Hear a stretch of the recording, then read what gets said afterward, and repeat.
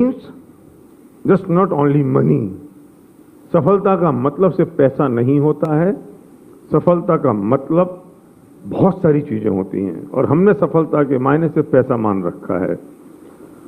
क्या क्या होता है सफलता के मायने वो बात मैं बाद में करूंगा, लेकिन उसमें एक सबसे बड़ा एक रोल होता है जिसे हम कहते हैं स्पिरिचुअलिटी। स्पिरिचुअलिटी का मतलब होता है पुण्य पाप धर्म, उसका मतलब होता है अध्यात्म। तो हम थर्ड डे मॉर्निंग सेशन उस बात के भी रखते हैं, क्योंकि हमारी जिंदगी में अगर स्पिरिचुअलिटी नहीं है तो पैसा कितना भी हो जाएगा हमारी बर्बादी का कारण हो जाएगा।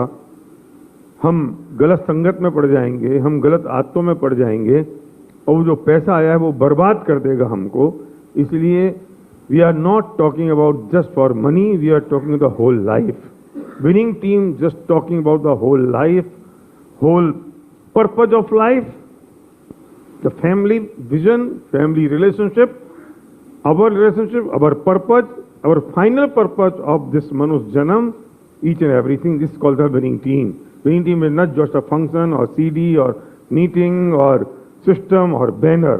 Winning team कुछ और है जो लोग अभी समझ नहीं पाते हैं। तो हम आज की सुबह हम बात करते हैं स्पिरिचुअलिटी की।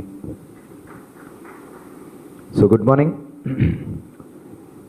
നമ്മൾ ഗോക്രൗൺ ആയിക്കോട്ടെ, ഫാമിലി റീയൂണിയൻ ആയിക്കോട്ടെ, നമ്മൾ മൂന്നാം ദിവസം രാവിലെ നമ്മളെപ്പോഴും എടുക്കുന്നൊരു ടോപ്പിക്ക് സ്പിരിച്വാലിറ്റിയാണ്.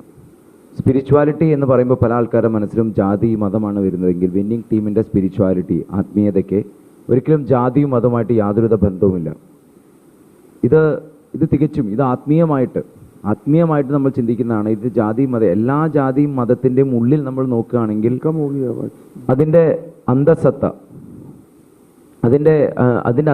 എന്ന് പറയുന്നത് ആത്മീയതയാണ്.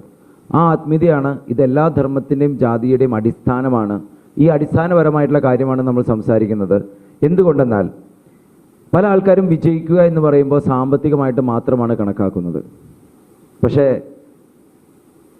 ഈ ശരിയായിട്ടുള്ള വിജയത്തിന് പലതരത്തിലുള്ള, അല്ലെങ്കിൽ വിജയം എന്ന് പറഞ്ഞാൽ അതിന് പലതരത്തിലുള്ള ഡൈമെൻഷൻസ് ഉണ്ട്. പലതരത്തിലുള്ള ഡൈമെൻഷൻസിന് എന്താ മലയാളം പറയാം? തലങ്ങൾ. വിവിധ തലത്തിലൂടെ നമ്മളതിനെ അളക്കേണ്ടതായിട്ടുണ്ട്. ധനം മാത്രമല്ല. അപ്പോൾ അതിന് വളരെ ടോപ്പിക്സ് ഉണ്ട്. അതിൻ്റെ ഒരു തലം മാത്രമാണ് ആത്മീയത. ധനത്തെ പോലെ തന്നെ അതേപോലെ ഇമ്പോർട്ടൻ്റ് ആയിട്ടുള്ള ഒരു കാര്യമാണ് ആത്മീയത. കാരണം ഈ ആത്മീയത നമ്മൾ പുണ്യം പാപം ധർമ്മം ഇതെല്ലാം നമ്മൾ ഈ ആത്മീയത അല്ലെങ്കിൽ ആത്മീയതയിൽ നമ്മൾ സംസാരിക്കുന്നുണ്ടാവും. ഈ ആത്മീയമായിട്ടുള്ള അല്ലെങ്കിൽ സ്പിരിച്വലി സ്ട്രോങ് ആയിട്ടുള്ള, ആത്മീയമായിട്ട് ശക്തമല്ലാത്തൊരു വ്യക്തിയെ സംബന്ധിച്ചോളം അദ്ദേഹത്തിൻ്റെ ധനം കിട്ടിയാൽ തന്നെ ആ ധനം അദ്ദേഹത്തെ നശിപ്പിക്കാം, അതല്ലെങ്കിൽ ആ ധനത്തിലൂടെ അദ്ദേഹം മറ്റുള്ളവരെ നശിപ്പിക്കാം. അപ്പോൾ ആയതുകൊണ്ട് തന്നെ പ്രത്യേകം മനസ്സിലാക്കുക, വിന്നിംഗ് ടീം എന്ന് പറഞ്ഞു കഴിഞ്ഞാൽ നിങ്ങൾക്ക് ധനം ഉണ്ടാക്കാനുള്ളൊരു മേഖല മാത്രമല്ല, അതല്ലെങ്കിൽ നിങ്ങൾക്കൊരു വിന്നിംഗ് ടീം എന്ന് പറഞ്ഞാൽ ഒരു CD-യോ അല്ലെങ്കിൽ ഒരു ബുക്കോ അല്ലെങ്കിൽ CP രജിസ്ട്രേഷനോ ഒരു മൊബൈൽ ആപ്പോ മാത്രമല്ല. ഇവിടെ ഒരു മനുഷ്യൻ്റെ 360 ഡിഗ്രി അഥവാ പരിപൂർണമായിട്ടുള്ള പരിവർത്തനത്തിന് ആവശ്യമായിട്ടുള്ള എല്ലാ കാര്യങ്ങളും ഇവിടെ നൽകുന്നുണ്ടാവും. അതിൽ ഇന്ന് നമ്മളിപ്പോൾ സംസാരിക്കാൻ പോകുന്നത് നമ്മുടെ ആസ് എ ഹ്യൂമൻ നമ്മുടെ ഉള്ളിലുള്ള ആത്മാവ് അഥവാ ആത്മീയതയെ പറ്റിയിട്ടാണ്. मैं जिस टॉपिक पे आज बात कर रहा हूं, मैंने कभी केरला में उस पर बात नहीं की, लेकिन वो सबसे ज़्यादा मोस्ट इम्पॉर्टेंट और हाईएस्ट लिसनेबल टॉपिक है, जिससे मैक्सिमम लोगों की ज़िंदगी में फ़र्क पड़ा है पूरे हिंदुस्तान में और दुनिया में। और इस टॉपिक पे मैं बात कर रहा हूं 2002 से पब्लिक में। मैं समझता तो रहा हूं और मैंने कुछ छोटे छोटे ग्रुप में तो बात शुरू की होगी 1987 और 88 से, लेकिन पब्लिक में जब मैंने बात शुरू की, बिजनेस शुरू किया तो 2002 से। तो ये सबसे इम्पोर्टेंट टॉपिक है और आज ये बात अगर आपकी समझ में आ गई जो मैं कहने जा रहा हूं, तो आपकी लाइफ में 180 डिग्री चेंज होगा, थॉट प्रोसेस में, बिहेवियर में, वर्किंग पैटर्न में। ഞാൻ ഈ പറയുന്ന ടോപ്പിക് ആദ്യമായിട്ടാണ് ഞാൻ കേരളത്തിൽ സംസാരിക്കുന്നത്. പക്ഷേ ബാക്കിയുള്ള സ്ഥലങ്ങൾ, എല്ലാ പ്രോഗ്രാമുകളിലും ഞാൻ ഇതിനെപ്പറ്റി സംസാരിക്കാറുണ്ട്. ഇത് വളരെ ഇമ്പോർട്ടൻ്റ് ആയിട്ടുള്ളൊരു ടോപ്പിക്കാണ്. കാരണം എന്തെന്നാൽ ഈ ഒരു ടോപ്പിക്കിലൂടെ മാത്രം വളരെയധികം ആൾക്കാരുടെ ലൈഫിൽ വളരെയധികം മാറ്റം ഉണ്ടായിട്ടുണ്ട്. പക്ഷെ ഞാനിത് കേരളത്തിൽ സംസാരിക്കാൻ പോകുന്ന ആദ്യമായിട്ടാണ്. ഞാനിത് 2002 മുതൽ സംസാരിച്ചിട്ടുണ്ട്. ഞാൻ എടുത്തിട്ടുള്ള ടോപ്പിക്കുകളിൽ ഏറ്റവും കൂടുതൽ പരിവർത്തനം വന്നിട്ടുള്ള ടോപ്പിക്കാണിത്. ഏറ്റവും കൂടുതൽ മാറ്റം കൊണ്ടുവന്നിട്ടുള്ള ടോപ്പിക്ക് ഈ ടോപ്പിക്കാണ്. ഇതിൽ 2002 മുതൽ ഞാൻ ഈ ഒരു ടോപ്പിക്കിനെ പറ്റി തുടർച്ചയായിട്ട് സംസാരിച്ചുകൊണ്ടുണ്ട്. ഇത് നിങ്ങൾക്ക് ശരിയായ രീതിയിൽ മനസ്സിലാക്കാൻ സാധിച്ചാൽ നിങ്ങൾക്ക് ജീവിതത്തിൽ വളരെ വലിയൊരു മാറ്റം ഉണ്ടാക്കാനായിട്ട് സാധിക്കും. मेरा क्वेश्चन है, क्या हम जितने लोग यहाँ बैठे हैं सबकी शकल एक सी है? എന്റെ ചോദ്യം ഇതാണ്, ഇവിടെ കുറെ പേര് ഇരിക്കുന്നുണ്ട്, എല്ലാവരുടെയും മുഖം ഒരേപോലെയാണോ? नो, सबकी अकल एक सी है? എല്ലാവരുടെയും ചിന്ത തലയും ഒരേ രീതിയിലാണോ ചിന്തിക്കുക? नो, सबकी फाइनेंशियल स्टेटस एक सा है? नो, वाई, क्यों नहीं? എന്തുകൊണ്ട് വ്യത്യസ്തമാണ്? सब एक से क्यों नहीं है? सब ना सबकी अकल एक सी है, ना सबकी शकल एक सी है, ना सबका फाइनेंशियल स्टेटस एक सा है, ना सबकी फैमिली एक सी है, ना सबका चलने का तरीका एक सा है, ना सबकी जिंदगी एक सी है, ना सबका मरण एक सा है. क्यों? वाई? നമ്മുടെ എല്ലാവരുടെയും മുഖം വ്യത്യസ്തമാണ്, ബുദ്ധി വ്യത്യസ്തമാണ്, നമ്മൾ സംസാരിക്കുന്ന രീതി വ്യത്യസ്തമാണ്, നടക്കുന്ന രീതി വ്യത്യസ്തമാണ്, നമ്മുടെ ജീവിതം, നമ്മുടെ കുടുംബം വ്യത്യസ്തമാണ്. എന്തുകൊണ്ട് ഇതെല്ലാം നമ്മളെല്ലാം വ്യത്യസ്തരാണ്? एक कुत्ता सड़क पे काए काए काए करके मर जाता है, खो जाता रहता है, खून निकलता है, लोग उसको पत्थर फेंक के मारते हैं. और एक कुत्ता एयर कंडीशन कार में मैम की गोद में पीछे वाली सीट पे बैठा होता है और ड्राइवर गाड़ी चला रहा होता है और मैम का बेटा किसी आया की गोद में होता है. क्या फर्क है इन दोनों कुत्तों में? ऐसा क्यों? നമ്മൾ നോക്കിക്കഴിഞ്ഞാൽ തെരുവിൽ ചില നായ്ക്കളെ നിങ്ങൾക്ക് കാണാം, ചിലപ്പോൾ കല്ലേറ് കിട്ടിയിട്ട് വേദന കൊണ്ട് പൊളഞ്ഞിങ്ങനെ ശബ്ദമുണ്ടാക്കി പോകുന്നുണ്ടാവും. അതേ സമയത്ത് വേറെ പട്ടികളെ നിങ്ങൾക്ക് കാണാം, ഒരു AC കാറിൽ ഡ്രൈവർ വണ്ടി ഓടിക്കുന്നു, ബാക്കിൽ യജമാനത്തി ഉണ്ട്, ആ യജമാനത്തിയുടെ മടിയിൽ ഇങ്ങനെ സുഖമായിട്ടിരിക്കുകയാണ്, അതിങ്ങനെ തലോടിക്കൊണ്ടിരിക്കുകയാണ്. ഇവൻ ആ യജമാനത്തിയുടെ കുട്ടി പോലും വേലക്കാരിയുടെ മടിയിലായിരിക്കും, പക്ഷേ ഈ പട്ടി ആരുടെ? യജമാനത്തിയുടെ മടിയിലാണ്. എന്തുകൊണ്ടാണ് ഈ പട്ടികൾക്കിടയിൽ ഇങ്ങനെ ഒരു വ്യത്യാസം വന്നത്? उसका कुत्ता आया की गोद में, उसका बेटा आया के गोद में, बता क्यों? वाई? क्यों ऐसा? बोलो. क्या है? वैल्यू? वैल्यू कैसे हो सकती है?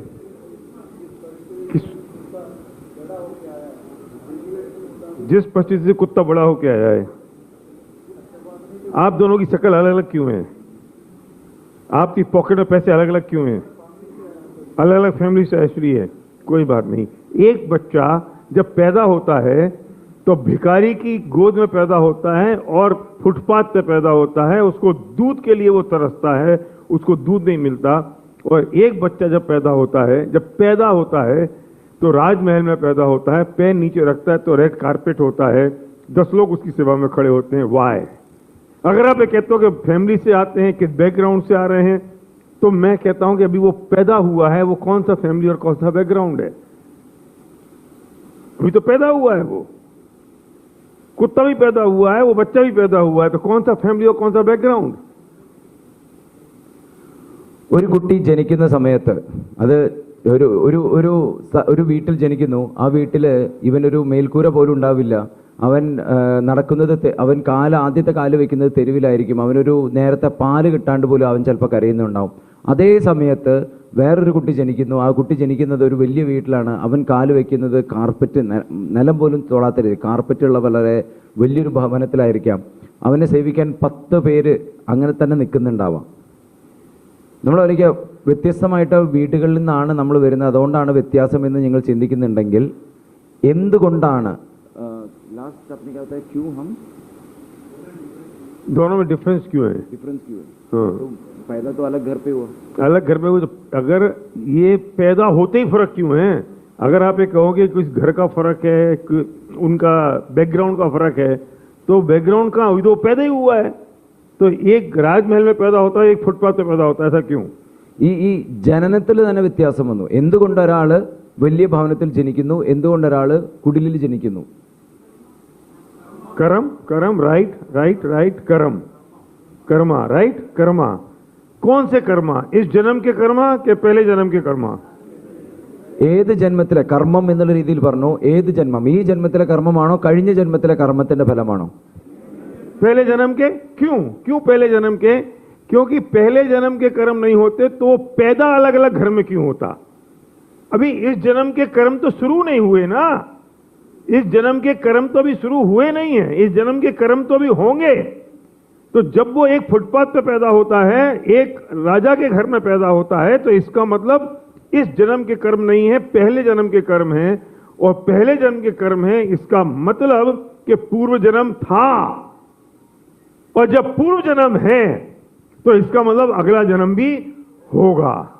तो जो लोग ये कहते हैं कि हम नहीं मानते पूर्व जन्म है कि नहीं, अगला जन्म है कि नहीं, मैं उनसे एक क्वेश्चन पूछता हूं कि इसका जवाब तो दो। एक खंबा है यहां से बिजली का 1 किलोमीटर दूर, आप कहते हो मुझे दिखाई नहीं देता। अगर आपको दिखाई नहीं देता, इसका मतलब ये नहीं है कि खंबा नहीं है, तेरी आंखों का प्रॉब्लम है जो तुझे दिखाई नहीं दे रहा है। खंबा तो है।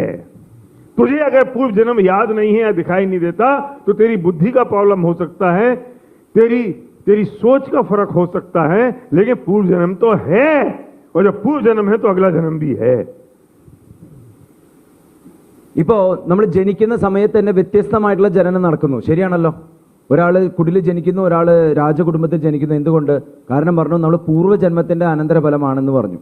ഓക്കെ, പൂർവ്വജനത്തിന് അനന്തരഫലമാണെങ്കിൽ അപ്പൊ നമുക്ക് അവിടെ ഒരു കാര്യം മനസ്സിലാക്കാം. മുമ്പ് നമ്മൾ ഇപ്പൊ ജനിക്കുന്നുണ്ടെങ്കിൽ മുമ്പൊരു ജന്മം നമുക്ക് ഉണ്ടായിരുന്നു എന്നുള്ളത് അപ്പൊ അതിലൂടെ നമുക്ക് ചിന്തിക്കാമല്ലോ, ശരിയാണല്ലോ? ചില ആൾക്കാർ പറയും, അങ്ങനെ ഒരു ഇതിനു മുമ്പത്തെ ഒരു ജന്മത്തെ പറ്റി ഞാൻ ചിന്തിക്കുന്നില്ല, എല്ലാം വ്യത്യസ്തമാണ് എന്ന് നിങ്ങൾ ചിന്തിക്കുന്നുണ്ടെങ്കിൽ, അങ്ങനെ പഴയ ജന്മവും ഈ ജന്മവും വ്യത്യസ്തമാണെങ്കിൽ എല്ലാവരും ഒരേ രീതിയിൽ ജനിക്കണമായിരുന്നു.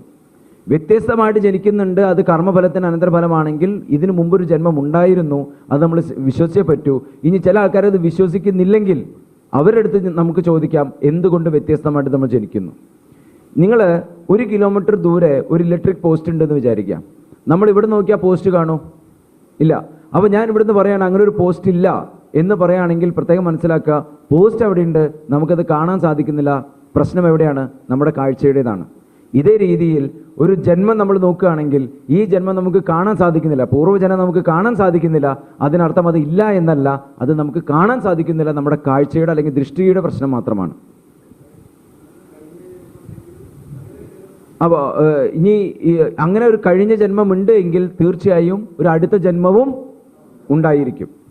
मेरे पिताजी हैं, मेरे पिताजी के पिताजी भी थे, पिताजी के पिताजी के पिताजी के पिताजी पिताजी के पिताजी थे कि नहीं? मैं तो देखा भी नहीं। तूने देखा नहीं, इसका मतलब वो नहीं थे, ये किसने कहा? अगर मेरे 100 पीढ़ियों में किसी एक आदमी ने भी शादी नहीं की होती तो मैं तो नहीं होता ना। इसका मतलब वो मेरी 100 पीढ़ी तक भी पिताजी के पिताजी के पिताजी के पिताजी के पिताजी के पिताजी थे, पर ना मैं उनका नाम जानता हूं, ना मैं उनकी शक्ल जानता हूं, ना मुझे मालूम है। इसका मतलब ये नहीं है कि वो थे नहीं। मैंने अगर पिछला जन्म देखा नहीं, पिछले से पिछला जन्म, पिछले से पिछला जन्म नहीं देखा, मैंने अगला जन्म नहीं देखा, अगले से अगला जन्म नहीं देखा, इसका मतलब ये नहीं है कि जन्म नहीं है। अगर जन्म नहीं होता तो वो जो पैदा हुआ बच्चा एक ऐसे घर में और एक ऐसे घर में कैसे होता? इसलिए ये बात एस्टेब्लिश करनी होगी कि पिछला जन्म भी था, तो हम कहीं से आए हैं, और जब कहीं से आए हैं तो वे कहीं जाने वाले भी हैं, और कहां जाने वाले हैं उसके बारे में आज सोचना पड़ेगा, और कैसे जाते हैं ये बात भी आज सोचनी पड़ेगी. നമുക്ക് ഓരോരുത്തർക്ക് അച്ഛനുണ്ട്, ശരിയല്ലേ? അച്ഛനുണ്ട്, അച്ഛൻ്റെ അച്ഛനുണ്ട്, ഇങ്ങനെ അച്ഛനുണ്ടായിരുന്നു, ശരിയല്ലേ? അത് ഉണ്ടായിരുന്നില്ല എന്ന് ആർക്കെങ്കിലും പറയാൻ പറ്റുമോ? കാരണം ഉണ്ടായതുകൊണ്ടാണ് നമ്മൾ ജനിച്ചിട്ടുള്ളത്. അപ്പോൾ ആയതുകൊണ്ട് തന്നെ നിങ്ങൾ മനസ്സിലാക്കുക, ഈ പറയുന്ന ഒരു 100 തലമുറ മുമ്പ് ഏതെങ്കിലും ഒരു വ്യക്തി അവിടെ ഉണ്ടായിരുന്നു എന്നുള്ള ഉറപ്പാണ്. ആ വ്യക്തിയെ പറ്റി നിങ്ങൾക്കറിയില്ല, അദ്ദേഹത്തിൻ്റെ പേരറിയില്ല, പക്ഷെ ഉണ്ടായിരുന്നു എന്നുള്ളത് ഉറപ്പാണ്. കാരണം അതുകൊണ്ടാണ് 100 തലമുറ കഴിഞ്ഞിട്ട് നമ്മളിവിടെ ഉള്ളത്, ശരിയാണല്ലോ? ഓക്കെ, ഇനി നമുക്ക് ഇതേപോലെ തന്നെയാണ് ഇതിനു മുമ്പ് ഒരു ലാസ്റ്റ് ബർത്ത് ഉണ്ടായിരുന്നോ? നമ്മൾ ഇതിനു മുമ്പ് ഒരു പൂർവ്വജന്മം ഉണ്ടായിരുന്നോ എന്ന് ചോദിച്ചു കഴിഞ്ഞാൽ പൂർവ്വജന്മം മാത്രമല്ല, അതിനു മുമ്പ് ഒരു ജന്മം ഉണ്ടായിരുന്നു, അതിനു മുമ്പ് ഒരു ജന്മം ഉണ്ടായിരുന്നു, അതിനു ജന്മം ഉണ്ടായിരുന്നു. നമുക്കതിനെപ്പറ്റി അറിയില്ല എന്നുള്ളതുകൊണ്ട് കാര്യമില്ല. കാരണം ഇതിന് അനന്തരഫലമാണ്. ഇങ്ങനെ കുറേ ജന്മം മുന്നോട്ട് പോയിട്ടുണ്ടെങ്കിൽ തീർച്ചയായും ഇനി കുറേ ജന്മം വരാനും കൂടി ഇരിക്കുന്നുണ്ട്. അത് നമ്മൾ എവിടെ നിന്ന് വരുന്നു എന്നുള്ളത് നമുക്കറിയില്ല, പക്ഷേ ഇനി എവിടേക്ക് പോകണം എന്നുള്ളതിനെ പറ്റിയിട്ടാണ് നമ്മൾ ഇനി ചിന്തിക്കേണ്ടത്. इसलिए ये मरता ऐसे है जैसे कभी दोबारा जिएगा नहीं, और जीता ऐसे है जैसे कभी दोबारा मरेगा नहीं। അതുകൊണ്ട് വ്യക്തികൾ മരിക്കുന്നത് ഇനി ഒരിക്കലും ജീവിക്കില്ല എന്നുള്ള രീതിയിലാണ്. എങ്ങനെ അതേപോലെ തന്നെ ജീവിക്കുന്നത് ഒരിക്കലും മരിക്കില്ല എന്ന് ചിന്തിച്ചുകൊണ്ടാണ്.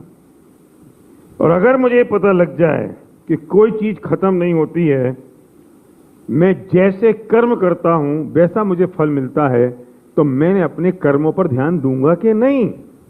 क्योंकि ये फल तो मिलने वाला है ना, लीनी समझ में आ रही ना? ये फल तो मिलने वाला है ना, तो ये जो फल मिलता है ये किससे मिलता है? ये मेरे कर्मों से मिलता है। तो ये जो कर्म है वो कर्म कैसे बनते हैं, मुझे वो नक्की करना पड़ेगा कि नहीं, मुझे वो सोचना पड़ेगा कि नहीं? क्योंकि ये जो फल है, फल का मतलब रिजल्ट, राइट? रिजल्ट का मतलब जो मेरे साथ अभी हैपनिंग है, जो मेरी हैपनिंग हो रही है, राइट? हैपनिंग जो हो रही है ये कैसे मिल रहा है? ये मेरे कर्मों के उदय से मिल रहा है, राइट? उदय, ये शब्द उदय समझना पड़ेगा। ये जो कर्मों का उदय है ये कैसे हुआ? जब मैंने कर्म बांधे, राइट? कर्म मैंने बांधे, वो मेरे उदय में आए, उदय का मतलब मुझे फल मिला, रिजल्ट मिला। तो कर्म बांधना सबसे इंपॉर्टेंट हो गया कि नहीं? मैं कैसे कर्म बांध रहा हूं वैसे ही तो मुझे फल मिल रहा है। पहले इस बात को एस्टेब्लिश करो कि जो मैंने कर्म बांधे वो ही मेरे उदय में आएंगे, उसका ही फल मुझे मिलेगा। जो कुछ भी घट रहा है, चाहे वो कुत्ता राजमहल में पैदा हुआ या फुटपाथ पे, वो बच्चा राजमहल में पैदा हुआ या फुटपाथ पे, मेरी जेब में कितने पैसे हैं, बगल वाले की जेब में कितने पैसे हैं, मेरी शक्ल कहती है, उसकी शक्ल कहती है, ये सारे कर्मों का खेल है। तो जैसे मैंने कर्म बांधे थे वैसे कर्म मेरे उदय में आए, उन्हीं कर्मों का मुझे फल मिला। तो इंपॉर्टेंट क्या हो गया? कर्मों का बांधना। अब समझना ये पड़ेगा कि कर्म बंधते कैसे हैं। गड़बड़ हो गई, ज्यादा हो गया। ये बांधना और उदय, इसमें फर्क है? नहीं, उदय का मतलब है जो रिजल्ट आया, उदय का रिजल्ट आया। हाँ, उदय मतलब रिजल्ट, ये दोनों एक है, ये दोनों एक है। बांध मतलब मैंने कैसे किया, ये कर्म किया, हाँ, इसका बांध दिया, कब उदय आया? जो कर्म किया उससे कर्म बंध गए। जो बंध गए वो उदय में आते हैं, अभी नहीं, कभी भी। तो वो ऐसा नियम है कि 48 मिनट के बाद वो कभी भी आ सकते हैं, मिनिमम आफ्टर 48 मिनट, उसके बाद कभी भी आ सकते हैं। നമ്മൾ എങ്ങനെയാണോ ഒരു കാര്യം നമുക്ക് ഉറപ്പിക്കാം, ഈ ജനനം വ്യത്യസ്തമായത് എന്തുകൊണ്ടാണ്? വ്യത്യസ്തമായിട്ടുള്ള കർമ്മം നമ്മൾ ചെയ്തതുകൊണ്ടാണ്. ശരിയാണല്ലോ?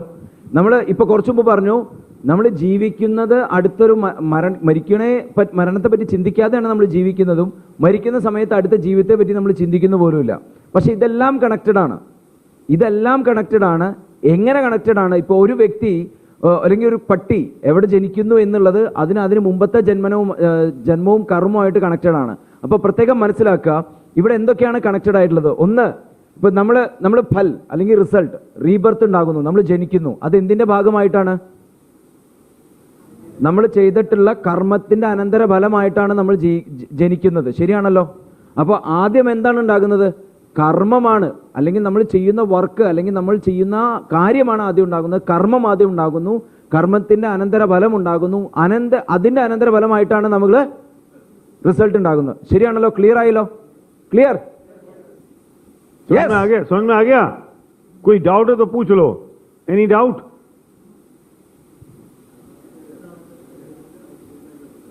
അതെ, ഒരു പ്രാവശ്യം കൂടി ഞാൻ പറയാം. നമ്മൾ ആദ്യം കർമ്മം ചെയ്യുന്നു, കർമ്മം ചെയ്യുന്ന സമയത്ത് എന്തുണ്ടാകുന്നു? കർമ്മഫലം ഉണ്ടാകുന്നു. കർമ്മഫലം എന്ന് പറഞ്ഞാൽ സാർ പറഞ്ഞു സയന്റിഫിക്കലി ഇത് പ്രകാരമാണ്, നമ്മളൊരു കർമ്മം ചെയ്തു കഴിഞ്ഞാൽ 48 മിനിറ്റിന് ശേഷം അതിന് എപ്പോൾ വേണമെങ്കിലും ഫലം ഉണ്ടാകാം. അത് എപ്പോൾ ഉണ്ടാകും എന്ന് പറയാൻ പറ്റില്ല, എപ്പോൾ വേണമെങ്കിലും ഉണ്ടാകാം.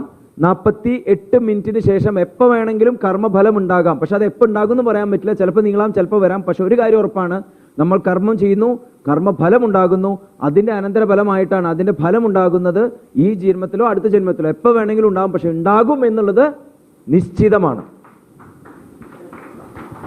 क्लियर हो गया? हो गया। अब सवाल इस बात का है कि ये कर्म बनते कैसे हैं? किसी आदमी ने वहां से एक पत्थर जोर से फेंक के मुझे मारा, जोर से, और वो पत्थर मेरे यहां से निकल गया क्योंकि मेरे इस कान पर एक मच्छर आके बैठ गया और मैं ऐसा हुआ, पत्थर यहां से निकल गया। मैं उससे कहता हूं भाई साहब आपने पत्थर क्यों मारा, अगर मेरा सर फूट जाता तो क्या होता, तो वो चिल्लाता है, वो कहता अकड़ता क्यों है, सर फूटा तो नहीं ना, सर फूट जाता तो बोलता। वो क्या सोचता है कि जो पाप है ना ये मेरे सिर में भरा है, अगर सर फूटता तो पाप निकलता। लेकिन उसने तो सर फोड़ने का पूरा मन बना लिया था, सर फोड़ने के इंटेंशन से पत्थर फेंका था। ये तो मेरे पुण्य का उदय था और मेरी आयु शेष थी, तो मेरा मच्छर यहां बैठा, मैंने मुंह यहां किया और पत्थर यहां से निकल गया। उसने कोई कमी नहीं छोड़ी मारने में, ये तो मेरा भाग्य था जो मैं बच गया। तो अब जब उसने कोई कमी नहीं छोड़ी तो मारने का पाप और मारने के कर्म उसको बंधेंगे कि नहीं। वो क्या सोचता है, सर फूटता तो मेरे कर्म बनते। उसका संबंध क्रिया से नहीं है, उसका संबंध उसके इंटेंशन और उसके भावों से है कि उसने किस भाव से पत्थर फेंक के मारा। വളരെ ഇമ്പോർട്ടന്റ് ആണ്, വളരെ വളരെ ഇമ്പോർട്ടന്റ് ആണ്. എനിക്ക് തന്നെ ഇപ്പോഴേ ബൾബ് കത്തിയ. ഓക്കെ, അപ്പോ എന്താണ് നമ്മൾ വിചാരിക്കുന്നത്, എന്താണ് നമ്മൾ തെറ്റായ ഒരു കർമ്മം ചെയ്യുമ്പോഴാണ് തെറ്റായ ആ കർമ്മഫലം ഉണ്ടാകുന്നത് എന്നല്ലേ നമ്മൾ ചിന്തിക്കാറ്, അല്ലേ? തെറ്റാണ്. എങ്ങനെ? ഇപ്പൊ ഒരു എക്സാമ്പിൾ ആണ് സാറ് പറഞ്ഞത്, ഈ കർമ്മവും കർമ്മഫലവും തമ്മിൽ എങ്ങനെ കണക്റ്റഡ് ആണ്. നമ്മൾ കർമ്മം ചെയ്ത് പ്രത്യേകം ശ്രദ്ധിക്കുക. അപ്പൊ എനിക്ക് സപ്പോസ് ശ്രീദാസിനോട് ഭയങ്കര ദേഷ്യമുണ്ട്, ഞാൻ കല്ലെടുത്തിട്ട് ശ്രീദാസിന്റെ മുഖത്തേക്ക് ഞാൻ എറിഞ്ഞു. എന്താണ് എൻ്റെ മനസ്സിലുള്ളത്? ശ്രീദാസിനെ പരിക്കേൽപ്പിക്കുക, ശ്രീദാസിനെ ദോഷം വരുത്തുന്നുള്ള കല്ലെടുത്തിട്ട് ഞാൻ എറിഞ്ഞു. പക്ഷെ കല്ല് ശ്രീദാസ് കണ്ടില്ല. കല്ല് വന്നുകൊണ്ടിരിക്കുന്ന സമയത്ത് ശ്രീദാസിന്റെ കൂടെ ഈച്ച വന്നപ്പോൾ ശ്രീദാസ് പെട്ടെന്ന് തല തിരിച്ചു. അപ്പൊ കല്ല് ഏതി കൂടെ പോയി? സൈഡിൽ കൂടെ പോയി. ശരിയാണല്ലോ? അപ്പൊ പ്രത്യേകം ശ്രദ്ധിക്കുക. ഇപ്പൊ ഇവിടെ ഞാൻ എന്ത് ചെയ്തിട്ടുണ്ട്? കർമ്മം ചെയ്തിട്ടുണ്ട്, പക്ഷെ റിസൾട്ട് ഉണ്ടായിട്ടുണ്ടോ? ഇല്ല. എന്തുകൊണ്ട് റിസൾട്ട് ഉണ്ടായില്ല? ശ്രീദാസിന്റെ മുമ്പ് ചെയ്തിട്ടുള്ള പുണ്യത്തിന്റെ ഫലമാണ് റിസൾട്ട് ഉണ്ടാവാതിരുന്നത്. അത് ശ്രീദാസിന്റെ ഗുണമാണ്. പക്ഷേ ഞാൻ പാപം ചെയ്തിട്ടുണ്ടോ? കർമ്മം റിസൾട്ടായിട്ട് ബന്ധമുണ്ടോ? അവന് പോസിറ്റീവ് ആയതുകൊണ്ട് ആള് രക്ഷപ്പെട്ടു. പക്ഷെ എന്റെ നെഗറ്റീവ് അല്ലെങ്കിൽ ഞാൻ ചെയ്തിട്ടുള്ള പാപം തീർച്ചയായും കർമ്മഫലം കിട്ടിയിരിക്കും, കാരണം ഞാൻ ചെയ്യാനുള്ളത് ചെയ്തിട്ടുണ്ട്. ഭാവു ക്ലിയർ ആണല്ലോ? മനസ്സിലായല്ലോ? അപ്പോ നിങ്ങൾ എന്ത് റിസൾട്ട് കിട്ടി എന്നുള്ളതല്ല, നിങ്ങൾ ഒരു കർമ്മം ചെയ്യുന്ന സമയത്ത് എന്ത് ഇന്റൻഷനോട് കൂടി ചെയ്യുന്നു എന്നുള്ളതാണ് റിസൾട്ട് തരുന്നത്. आप समझ में आया? भाव समझ गए ना? भाव या भावम? भावम. इंटेंशन नो, भाव इज मोर इंपॉर्टेंट. फील, विचार. भाव मतलब विचार, भाव मतलब सोच. भाव समझ में आ गया ना? अभी भाव समझ लो. भाव मतलब तेलुगु इसमें क्या बोलते हैं मलयालम में? विचारम. तो भावम, ठीक है ना? तो भाव, उसका भाव क्या था? मेरा सर फोड़ने का. तो मेरा क्वेश्चन ये है कि जब मेरा सर फूटेगा तो उसको पाप लगेगा, या उसने तो पत्थर फेंकने का भाव किया, भाव करने से ही हो गया, पत्थर फेंकने की जरूरत भी नहीं है. बोलो. ठीक. ഇനി അടുത്ത സ്റ്റേജ്. ഓക്കെ, ഇപ്പോ നമ്മളൊരു വികാരത്തോടു കൂടിയുള്ള വിചാരത്തെയാണ് ഭാവം എന്ന് പറയുന്നത്. വികാരത്തോടു കൂടിയുള്ള വിചാരം. ഓക്കെ, അപ്പോ നമ്മൾ ചിന്തിക്കുന്നത് കല്ല് എറിഞ്ഞ് അവനെ തല പൊട്ടിയാലാണ് മോശം കർമ്മം എന്ന് നമ്മൾ പറഞ്ഞു. അപ്പൊ തൊട്ടു മുമ്പേ നമ്മൾ എന്ത് പറഞ്ഞു?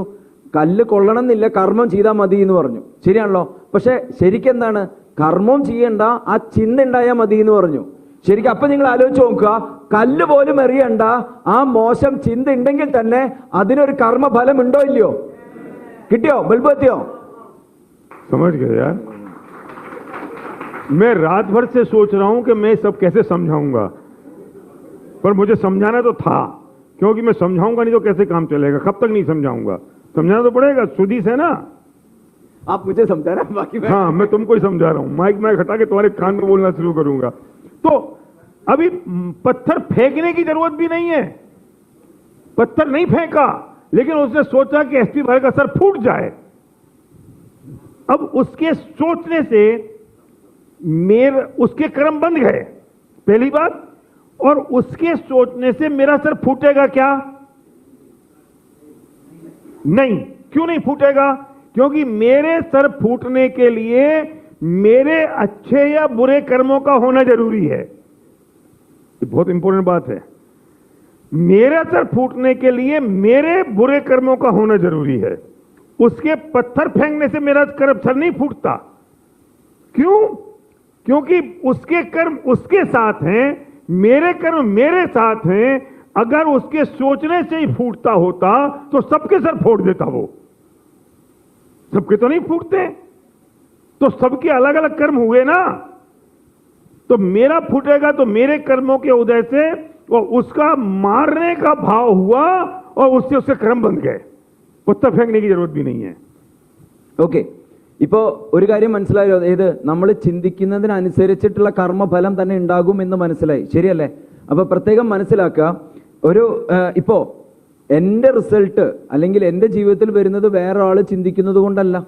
ഇപ്പൊ ഞാൻ ശ്രീദാസിനെ കല്ലെറിയുന്നു, ഞാൻ കല്ലെറിയുന്നത് കൊണ്ട് ശ്രീദാസിന് പരിക്കേൽക്കുകയോ ചെയ്യുന്നുണ്ടെങ്കിൽ പ്രത്യേകം മനസ്സിലാക്കുക, അത് ഞാൻ കല്ലെറിയുന്നതുകൊണ്ടല്ല, ശ്രീദാസിന്റെ കർമ്മഫലം കൊണ്ടാണ്.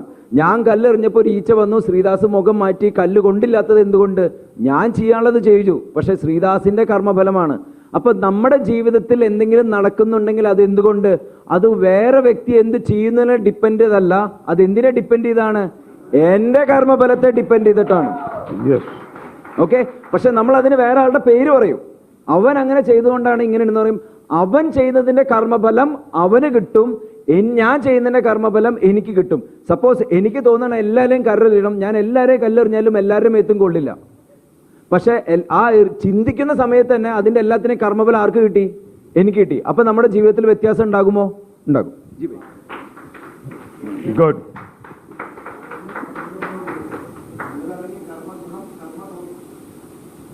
कर्म गुणम plus dosham is equal to कर्मफलम, रंडो मिक्सन. एक मच्छर आया, मेरे मच्छर यहां बैठ गया, मच्छर मस्किटो यहां बैठा और मैंने कहा मच्छर को मारा. क्यों? बहुत मच्छर हो गए. मैंने पूछा कि तुमने मच्छर को क्यों मारा संजन? तो संजन कहता वो मेरा खून पी जाएगा. अच्छा, कितना खून पी जाएगा? कितना? तुम्हारे एक बूंद खून के बराबर उसकी पूरी बॉडी नहीं है और तुमने उसकी जान ले ली. तो ऊपर वाले के न्यायालय में तो एक ही रूल काम करता है. अगर एक बूंद खून पीने की कीमत उसे मौत से चुकानी पड़ेगी तो तुमने तो पूरे मच्छर को मार दिया. तुम्हें इसकी क्या सजा होनी चाहिए? रूल तो एक ही काम करेगा, दो रूल काम नहीं करेंगे. उसने बेचारे ने यहां बैठ के सिर्फ पप्पी तो ली थी, किसी तो किया था. क्या किया? वो उसकी रोटी है ना, उसका पेट भरना था ना, तुम उड़ा देते. तुमने मारा क्यों? लेकिन वो तुम्हारी दो उंगलियों के बीच में से बच के निकल गया, मरा नहीं. लेकिन तुमने मारने का भाव किया तो मारने के कर्म तो बंध गए ना. वो मारने का पाप तो तुम्हें लग गया. वो मरा कि नहीं मरा, उसकी कितनी आयु थी, उसको मरना था कि नहीं मरना था, वो उस पर डिपेंड करता है. लेकिन तुम्हारे मारने का भाव पूरा हो गया, तुमने तो पाप कर लिया, वो बच भी गया. ഓക്കെ, അടുത്തൊരു എക്സാമ്പിൾ കൂടി പറയാം. സപ്പോസ് നമ്മുടെ കയ്യിലൊരു കൊതു വന്ന് കടിച്ചു. കൊതു വന്ന് കടിച്ചാൽ നമ്മൾ എന്ത് ചെയ്യും? അടിക്കും, ശരിയാണല്ലോ. കൊതു എന്താ ചെയ്തേ? കൊതു ആ കൂടി വന്ന് അവൻ്റെ കൊമ്പൗണ്ട് നിങ്ങളൊന്ന് കിസ് ചെയ്തു. എന്തിന് കിസ് ചെയ്തു? അവൻ്റെ വയറ് നിറയ്ക്കാൻ. വേറെ വഴിയില്ല, അവൻ്റെ വയറ് നിറയ്ക്കാനാണ്. അവന് എത്ര രക്തം വേണം വയറ് നിറയാൻ? ശരിക്കും നമ്മുടെ ഒരു തുള്ളി ചോര അവന് ദഹിക്കില്ല, അത്ര പോലും വേണ്ട. ശരിയാണല്ലോ. നിങ്ങളുടെ ശരീരത്തിൽ എത്ര ചോരയുണ്ട്? അതിൽ നിന്ന് എത്ര എടുത്തു? അത് എന്തിനു വേണ്ടി എടുത്തു? അവൻ്റെ ആഹാരത്തിന് വേണ്ടി എടുത്തു, ശരിയാണല്ലോ. അതിന് നിങ്ങൾ എന്ത് ചെയ്തു? കൊന്നു. ഒരു കാര്യം ചോദിച്ചോട്ടെ, അവൻ്റെ സ്വന്തം വയറ് നിറയ്ക്കാൻ ഒരു തുള്ളി ചോര എടുക്കുന്നതിന് മരണമാണ് നമ്മൾ വിധിച്ചതെങ്കിൽ നമ്മൾ കൊന്നതിന് ഒരു കർമ്മഫലം നമുക്ക് കിട്ടേണ്ടതല്ലേ? ശരിയല്ലേ? നിങ്ങൾക്ക് വേണമെങ്കിൽ അവനെ പറത്തി കളയായിരുന്നു, ശരിയല്ലേ? പക്ഷെ അതേ സമയത്ത് ഇനി വേറെ റിസൾട്ട് ഉണ്ടാവാം. നമ്മൾ കൊതുവിനെ അടിച്ചു, പക്ഷെ നമ്മുടെ അടിച്ചതിൽ വിരലിൻ്റെ ഇടയിൽ കൊണ്ടിട്ട് പുള്ളിക്കാരൻ ചത്തില്ല, പുള്ളിക്കാരൻ പറന്നുപോയി. ഓക്കെ, അപ്പൊ ആ കൊതുവിന്റെ കർമ്മഫലം നല്ലതായതുകൊണ്ട് അവനൊന്നും പറ്റിയില്ല. പക്ഷെ നമ്മൾ അവന്റെ മരണത്തെപ്പറ്റി ചിന്തിക്കുകയും പ്രവർത്തിക്കുകയും ചെയ്തോ? അപ്പൊ നമ്മളൊരു കൊതുവിനെ കൊന്നതിന് തുല്യമായിട്ടുള്ള ഒരു കർമ്മഫലം നമ്മൾക്ക് കിട്ടിയോ? പക്ഷെ ആക്ച്വലി നമ്മൾ കൊന്നോ? ഇല്ല. അപ്പൊ കൊല്ലാതെ തന്നെ കർമ്മഫലം, കൊന്നതിന്റെ കർമ്മഫലം നമുക്ക് കിട്ടി. हमें कर्म बंधने के लिए मच्छर का मरना या ना मरना जरूरी नहीं है, वो तो उड़ गया, लेकिन मैंने तो मारने का भाव कर लिया ना, जैसे उधर पत्थर फेंकने का भाव किया. तो कर्म भाव से बनते हैं, क्रिया से नहीं बनते. This is a rule. അപ്പോ പ്രത്യേകം മനസ്സിലാക്കുക ഇതിന്റെ അനന്തരഫലം എന്താണ്.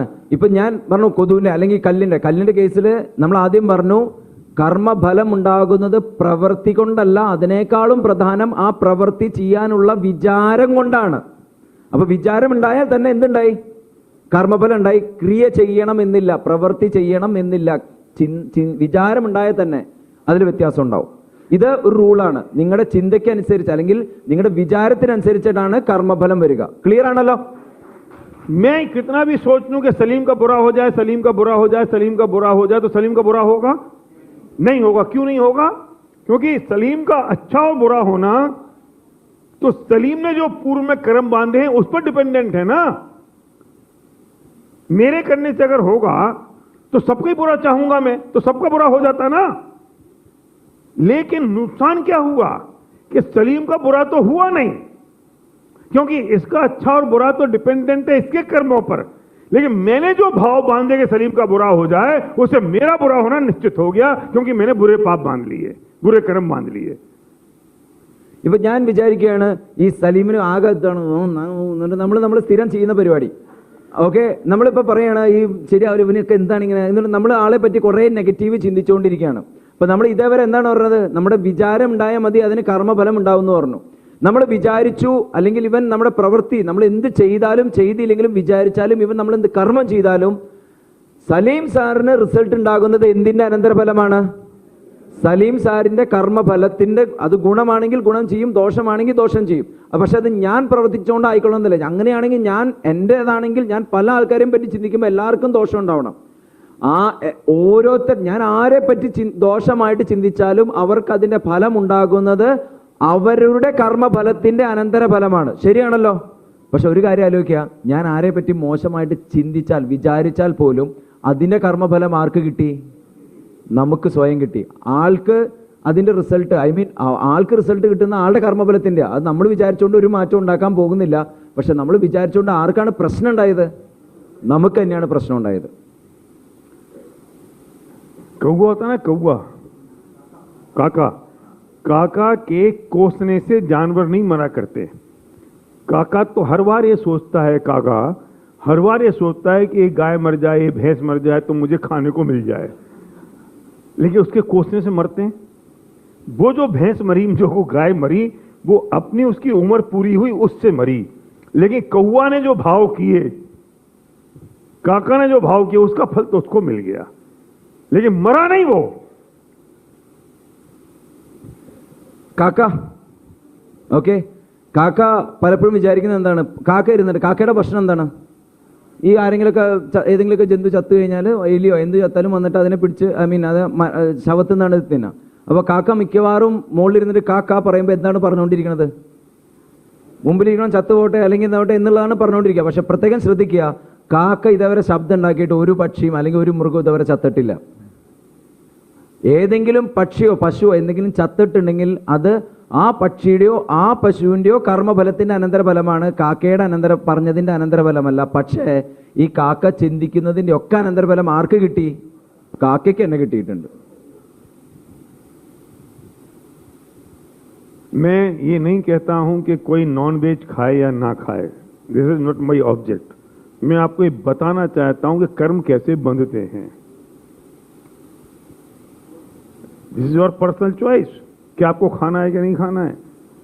लेकिन जैसे मच्छर को आपने मारने का भाव किया और मच्छर उड़ गया, ऐसे वो जो चिकन है ना, चिकन, उस चिकन के कपड़े उतारे, कपड़े नहीं उतारे, उसकी चमड़ी उतारी, ऐसे जैसे हम अपने कपड़े उतारते हैं. और वो चिकन है वो भी किसी का बच्चा है कि नहीं? किसी का बच्चा तो है. हमने अपने बच्चे को खिलाने के लिए किसी दूसरे के बच्चे की खाल उधेड़ के उसे गर्म पानी में बॉईल करके उसे तवे पे फ्राई करके खिला दिया किसी और के बच्चे को।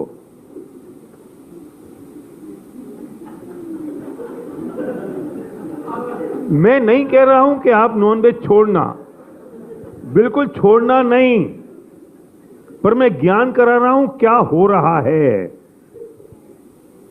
मैं आज नॉनवेज छुड़ाने के लिए बात बिल्कुल नहीं करूंगा, पर what the situation is going on. पर जो हमने किया उससे किसके कर्म बंधे? मेरे कर्म बंधे तो उदय में आएंगे कि नहीं आएंगे? मैंने भाव किया ना, वो भाव उदय में आएगा कि नहीं आएगा?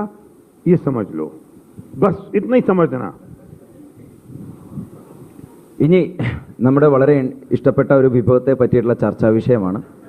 ये भी बोलना, मैं नॉनवेज छुड़ाने की बात नहीं कर रहा हूं। वही कह रहा हूं। हाँ, वो पूरा बोलना है, ഒരിക്കലും हो जाएगी नहीं तो। ഒരിക്കലും നിങ്ങളുടെ ഭക്ഷണ രീതി മാറ്റാനോ ഒന്നിനും ഞാൻ ഉദ്ദേശിക്കുന്നില്ല. പക്ഷേ നമ്മൾ ചെയ്യുന്നത് എന്താണ് എന്ന് നമ്മൾ അറിഞ്ഞിരിക്കാൻ വേണ്ടി, നിങ്ങളുടെ അറിവിനേക്ക് വേണ്ടി പറഞ്ഞിരിക്കുന്നതാണ്. നമ്മൾ സാധാരണ ഇവിടെ വളരെ രീതിയിൽ നമ്മൾ കഴിക്കുന്നതാണ്. എന്തിന്? നമ്മൾ ചിക്കൻ കഴിക്കാറുണ്ട്, ശരിയാണല്ലോ. ഈ ചിക്കൻ സാധാരണഗതിയിൽ ആദ്യം അതിനെ നന്നാക്കും എന്ന് പറഞ്ഞാൽ അതിൻ്റെ ഡ്രസ്സിങ് ചെയ്യാന്നാണ് പറയുക. ഇത് നമ്മൾ ഡ്രസ്സ് ഊരുന്ന പോലെ അതിനെന്ത് ചെയ്യും? അതിൻ്റെ തൊലിയാണ് ഉരിച്ച് കളയുന്നത്, ശരിയാണല്ലോ. എന്നിട്ട് അതിനെ ഫ്രൈ ചെയ്ത്, ബോയിൽ ചെയ്ത്, ഫ്രൈ ചെയ്ത് നമ്മൾ ചിക്കനാക്കി കഴിക്കും. പക്ഷേ പ്രത്യേകം ശ്രദ്ധിക്കുക, നമ്മൾ നമ്മുടെ സ്വന്തം കുട്ടിക്ക് വേണ്ടിയിട്ട് നമ്മൾ ചിക്കനൊക്കെ ഉണ്ടാക്കി ടേസ്റ്റാക്കി കൊടുക്കുന്ന സമയത്ത് ഈ ചിക്കൻ വേറെ ഏതോ ഒരു പക്ഷിയുടെ അല്ലെങ്കിൽ അതിൻ്റെ മാതാപിതാക്കളുടെ കുട്ടിയാണല്ലോ. അപ്പോൾ സ്വന്തം കുട്ടിക്ക് വേണ്ടിയിട്ട് നമ്മൾ വേറെ ഒരു ചിക്കനെ എടുത്ത് കൊണ്ടുവരുന്ന സമയത്ത് ഈ പർപ്പസിൽ തന്നെ നമ്മുടെ മനസ്സിൽ വരുന്ന ചിന്തകൾക്ക് അല്ലെങ്കിൽ ആ വിചാരങ്ങൾക്ക് അതിനൊരു കർമ്മഫലം ഉണ്ടാകുമോ ഇല്ലയോ? നിങ്ങൾ നോൺ വെജ് കഴിക്കണ്ടെന്നല്ല പറയണേ, തെറ്റിദ്ധരിക്കരുത്. പക്ഷെ നമ്മൾ ചെയ്യുന്ന കർമ്മത്തിന് ഒരു ഫലം ഉണ്ടാകും എന്നുള്ളത് അറിഞ്ഞുകൊണ്ട് നമ്മൾ ആ കർമ്മം ചെയ്യാം. अपने बच्चे को दूसरे का बच्चा, अपने बच्चे को दूसरे का बच्चा बताया ना वो, ठीक है। अब सुनो, रुको, अभी ये एग्जाम्पल था, ये एग्जाम्पल है, रुकना। अभी यहां बैठे बैठे आप जिस आदमी को प्लान दिखाने जा रहे हो, होल्ड करना। अब आपके पास दो विचार हैं कि ये बिजनेस में आ जाए तो मेरी मछली आ जाए, ये बिजनेस में आ जाए तो मुझे 100 पीवी मिल जाए, ये बिजनेस में आ जाए तो मेरा चेक 10 लाख का हो जाए। एक थॉट ये है, और जो ये थॉट है इससे भी आपके कोई ना कोई कर्म बन रहे हैं ना। सुनना, दूसरा थॉट ये है कि हे भगवान, इसको ये बिजनेस समझ में आ जाए जिससे इसके घर में मछली आ जाए, इसके 10 लाख रुपए का चेक आ जाए, इसके सपने पूरे हो जाएं, तो इसको इतनी समझ देना जिससे मेरे बात को समझ जाए और बिजनेस शुरू कर दे। दूसरा थॉट ये है। कौन सा सोच सही है?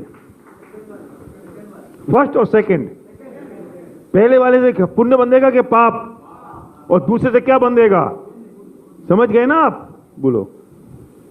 ഓക്കെ, നമ്മൾ മുമ്പേ പറഞ്ഞിരുന്നു, നമ്മൾ കർമ്മം ചെയ്യേണ്ട കാര്യമില്ല, കർമ്മം ചെയ്യാനുള്ള വിചാരമുണ്ടെങ്കിൽ തന്നെ കർമ്മഫലത്തിന്റെ ഉദയം ഉണ്ടാകും, ശരിയാണല്ലോ.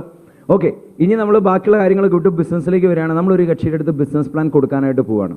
കൊടുക്കാൻ പോകുന്ന സമയത്ത് നമുക്ക് രണ്ട് രീതിയിൽ ചിന്തിക്കാം. ഒന്ന്, ഞാൻ കൊടുക്കുകയാണ്, ഈശ്വര ഇയാൾ പ്ലാൻ കൊടുത്ത്, ഇയാൾ സീരിയസ് ആയിട്ട്, ഇയാൾ നല്ല പുലിയാണ്, ഇങ്ങനെ ഒന്ന് എൻ്റെ ശരിയായി കഴിഞ്ഞാൽ എൻ്റെ ബെൻസ് ഓക്കെ ആവും, എനിക്ക് ഒരു ഇത്ര PVയുടെ ബിസിനസ് ഉണ്ടാവും, എൻ്റെ 10 ലക്ഷം ഓക്കെ ആവും എന്ന് ചിന്തിച്ചുകൊണ്ട് നമുക്ക് ചെയ്യാം. ഓക്കെ, അതല്ലെങ്കിൽ രണ്ടാമത്തെ ഒരു ഓപ്ഷൻ ഉണ്ട്. ഞാൻ പോകുന്ന സമയത്ത് ഞാൻ പ്രാർത്ഥിക്കുകയാണ്, ഈശ്വര ഞാൻ ഈ പറയുന്ന ബിസിനസ് പ്ലാൻ അദ്ദേഹത്തിന് ശരിയായിട്ട് മനസ്സിലാക്കുകയാണെങ്കിൽ അദ്ദേഹത്തിൻ്റെ ജീവിതത്തിൽ വളരെയധികം വ്യത്യാസമുണ്ടാകും. അദ്ദേഹത്തിന് ഇപ്പോൾ ഉള്ള എല്ലാ പ്രശ്നങ്ങളും അദ്ദേഹത്തിന് തരണം ചെയ്ത് അദ്ദേഹത്തിന് നല്ലൊരു ബെൻസ് കാർ, നല്ലൊരു ജീവിതം, നല്ലൊരു വരുമാനം ഉണ്ടാക്കാനായിട്ട് സാധിക്കും. ആയതുകൊണ്ട് അത് നടക്കണമേ എന്ന് ചിന്തിക്കാം. അപ്പോൾ നമ്മൾ തുടക്കത്തിലേ പറഞ്ഞു, വിചാരത്തിനനുസരിച്ച് കർമ്മഫലം ഉണ്ടാവും, ശരിയല്ലേ? ഇപ്പം ഈ സ്പോട്ടിൽ നമ്മൾ 2 തരത്തിൽ ചിന്തിച്ചു. ഏതാണ് ശരിയായിട്ടുള്ള ചിന്ത? രണ്ടാമത്തെയാണ് ചിന്ത. അപ്പോൾ ആദ്യത്തെ ചിന്ത ശരിയല്ലെങ്കിൽ അതിൻ്റെ കർമ്മഫലം എന്താണ്? പുണ്യമായിരിക്കോ പാപമായിരിക്കോ? രണ്ടാമത്തെ അനന്തരഫലം എന്തായിരിക്കും? പുണ്യമായിരിക്കും. മനസ്സിലായല്ലോ? മനസ്സിലായോ സാറേ? तो आज के बाद जब भी किसी आदमी को प्लान दिखाने जाओ तो आपके भाव कैसे होने चाहिए? ये भाव मत रखना कि मेरे सपने पूरे हो जाएं, ये भाव मत रखना कि बिजनेस में आ जाए तो मेरे 100 PV मिल जाएं। आपके भाव ये होना चाहिए कि भगवान मुझे इतनी शक्ति देना कि मैं अपनी बात इसे समझा सकूं, और इसे इतनी शक्ति देना कि मेरी बात समझ सके जिससे इसके सपने पूरे हो सकें।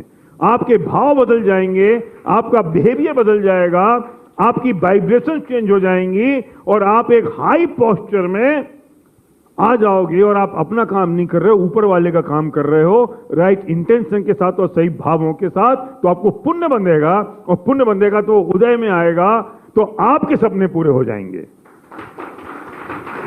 അപ്പൊ ഇനി മുതൽ നമ്മൾ ഏതെങ്കിലും ഒരു വ്യക്തിയെ പ്ലാൻ കൊടുക്കാൻ പോകുന്ന സമയത്ത് എങ്ങനെ വേണം ചിന്തിക്കാൻ? ഈശ്വര ഈ കാണാൻ പോകുന്ന വ്യക്തിക്ക് ബിസിനസ് പ്ലാൻ മനസ്സിലാക്കിയും ഇദ്ദേഹത്തിന്റെ ലൈഫിൽ അനന്തരമായിട്ടുള്ള നല്ല ഗുണനിലവാരങ്ങൾ എന്നിലൂടെ ഉണ്ടാക്കി കൊടുക്കാൻ സാധിക്കണമേ എന്നുള്ള ചിന്തയോടുകൂടി നമ്മൾ പ്രവർത്തിക്കുന്ന സമയത്ത് പ്രത്യേകം ശ്രദ്ധിക്കുക, നമ്മുടെ ഓരോ ചിന്തയ്ക്കും കർമ്മഫലം അല്ലെങ്കിൽ പുണ്യമോ പാപത്തിന്റെ ജനനം ഉണ്ടാകും. ഇപ്പോൾ ഈ രീതിയിൽ ചിന്തിക്കുന്ന സമയത്ത് എന്താണ് പ്രത്യേകം ശ്രദ്ധിക്കുക, ഇവിടെ നിങ്ങളല്ല പ്രവർത്തിക്കുന്നത്, മുകളിലുള്ള ആ വ്യക്തി, മുകളിലുള്ള ദൈവം അദ്ദേഹത്തിന്റെ കർമ്മഫലം നമ്മളിലൂടെ നടത്തുന്ന അവസ്ഥയാണ് ഉണ്ടാക്കുന്നത്. അദ്ദേഹത്തിന്റെ പുണ്യം നമ്മൾ, അപ്പോൾ പവർ നമ്മുടേതല്ല. നമ്മൾ പോസിറ്റീവായിട്ട് പുണ്യം ജനിക്കുന്ന സമയത്ത് നമ്മുടെ എനർജി വളരെ സ്ട്രോങ് ആയിരിക്കും, നമ്മളിലൂടെ പോസിറ്റീവ് എനർജി പ്രസരിക്കും. ആയതുകൊണ്ട് തന്നെ നമുക്ക് എപ്പോഴും നമ്മുടെ ചിന്ത എന്തായിരിക്കണം? പോസിറ്റീവ് ആയിരിക്കണം. അതൊരു വൈബ്രേഷൻ തന്നെ വ്യത്യസ്തമായിരിക്കും. നമ്മൾ പ്രത്യേക പിന്നെ ചെയ്യുന്ന തൊഴിൽ നമ്മളല്ല, മുകളിലുള്ള ആൾ എന്താണോ നിശ്ചയിച്ചിരിക്കുന്നത് അത് നമ്മളിലൂടെ നടത്തുകയാണ് നമ്മൾ ചെയ്യുന്നത്. 19 कृष्ण क्राउन चला गया। यहाँ दो तरह के लोग हो सकते हैं, एक तो कहेगा वाह यार 19 कृष्ण क्राउन चला गया, बहुत अच्छा हुआ। दूसरा कह रहे यार ये तो ऐसे ही गया होगा, मुझे सब पता है, साला कैसे चला गया, नहीं जाना चाहिए था, प्रोडक्ट्स खरीद लिए होंगे, सब बेकार है, और उसको जेलस हो रहा है। वो तो जा चुका, वो हो चुका, वो तुम्हारे हाथ में नहीं है। उसके पुण्य और पाप पर डिपेंड करता था वो जाएगा कि नहीं जाएगा, कितने का चेक आएगा। लेकिन उसके जाने से एक आदमी ने पुण्य बांध लिया, दूसरे आदमी ने पाप बांध लिया, और उस पर कोई उसका इंपैक्ट ही नहीं पड़ा। ഇവിടെ നമുക്കൊരു ബ്രാൻഡ് ന്യൂ ക്രൗൺ ഡയറക്ടറായി ഉണ്ണികൃഷ്ണനും സൗമ്യജിയും ക്രൗൺ ഡയറക്ടറായി. ഈ ക്രൗൺ ഡയറക്ടർ ആവുന്ന സമയത്ത് തന്നെ ഇത് കാണുന്ന വ്യക്തി അല്ലെങ്കിൽ ഇത് അറിയുന്ന വ്യക്തി രണ്ട് രീതിയിൽ ചിന്തിക്കാം. ആദ്യത്തെ വ്യക്തി ചിന്തിക്കും വാവ് ക്രൗൺ ഡയറക്ടർ ആയല്ലോ സൂപ്പർ എന്നുള്ള രീതിയിൽ ചിന്തിക്കാം. രണ്ടാമത്തെ വ്യക്തി ചിന്തിക്കാം ഓ ക്രൗൺ ആയില്ലേ ഇത്ര നേരം കൊണ്ടോ, അപ്പൊ എനിക്ക് മനസ്സിലായി ഇത് എന്തൊക്കെയായിരുന്നു, നമ്മളും കളി കുറെ കണ്ടിട്ടുള്ളതല്ലേ, നേരെ പ്രോഡക്റ്റ് വീട്ടിൽ ഡംപ് ചെയ്തിട്ടുണ്ടാവും, എന്തൊക്കെ ചെയ്തിട്ടുണ്ടാവും, ഈ കളിയൊക്കെ നമ്മൾ കണ്ടിട്ടുള്ള. രണ്ട് രീതിയിൽ നിങ്ങൾക്ക് ചിന്തിക്കാം. ആദ്യത്തെ രീതിയിൽ ചിന്തിക്കുമ്പോൾ പ്രത്യേകം ശ്രദ്ധിക്കുക, പുണ്യത്തിന്റെ ഉദയമാണ് ഉണ്ടായത്. രണ്ടാമത്തെ രീതിയിൽ ചിന്തിക്കുന്ന സമയത്ത് കാരണം നെഗറ്റീവ് എനർജിയാണ്, പാപത്തിന്റെ ഉദയമാണ് ഉണ്ടായത്. പക്ഷേ നിങ്ങൾ ഒരു കാര്യം മനസ്സിലാക്കുക, നിങ്ങൾ എന്തൊക്കെ വിചാരിച്ചാലും അദ്ദേഹം ക്രൗൺ ഡയറക്ടർ ആയി കഴിഞ്ഞു.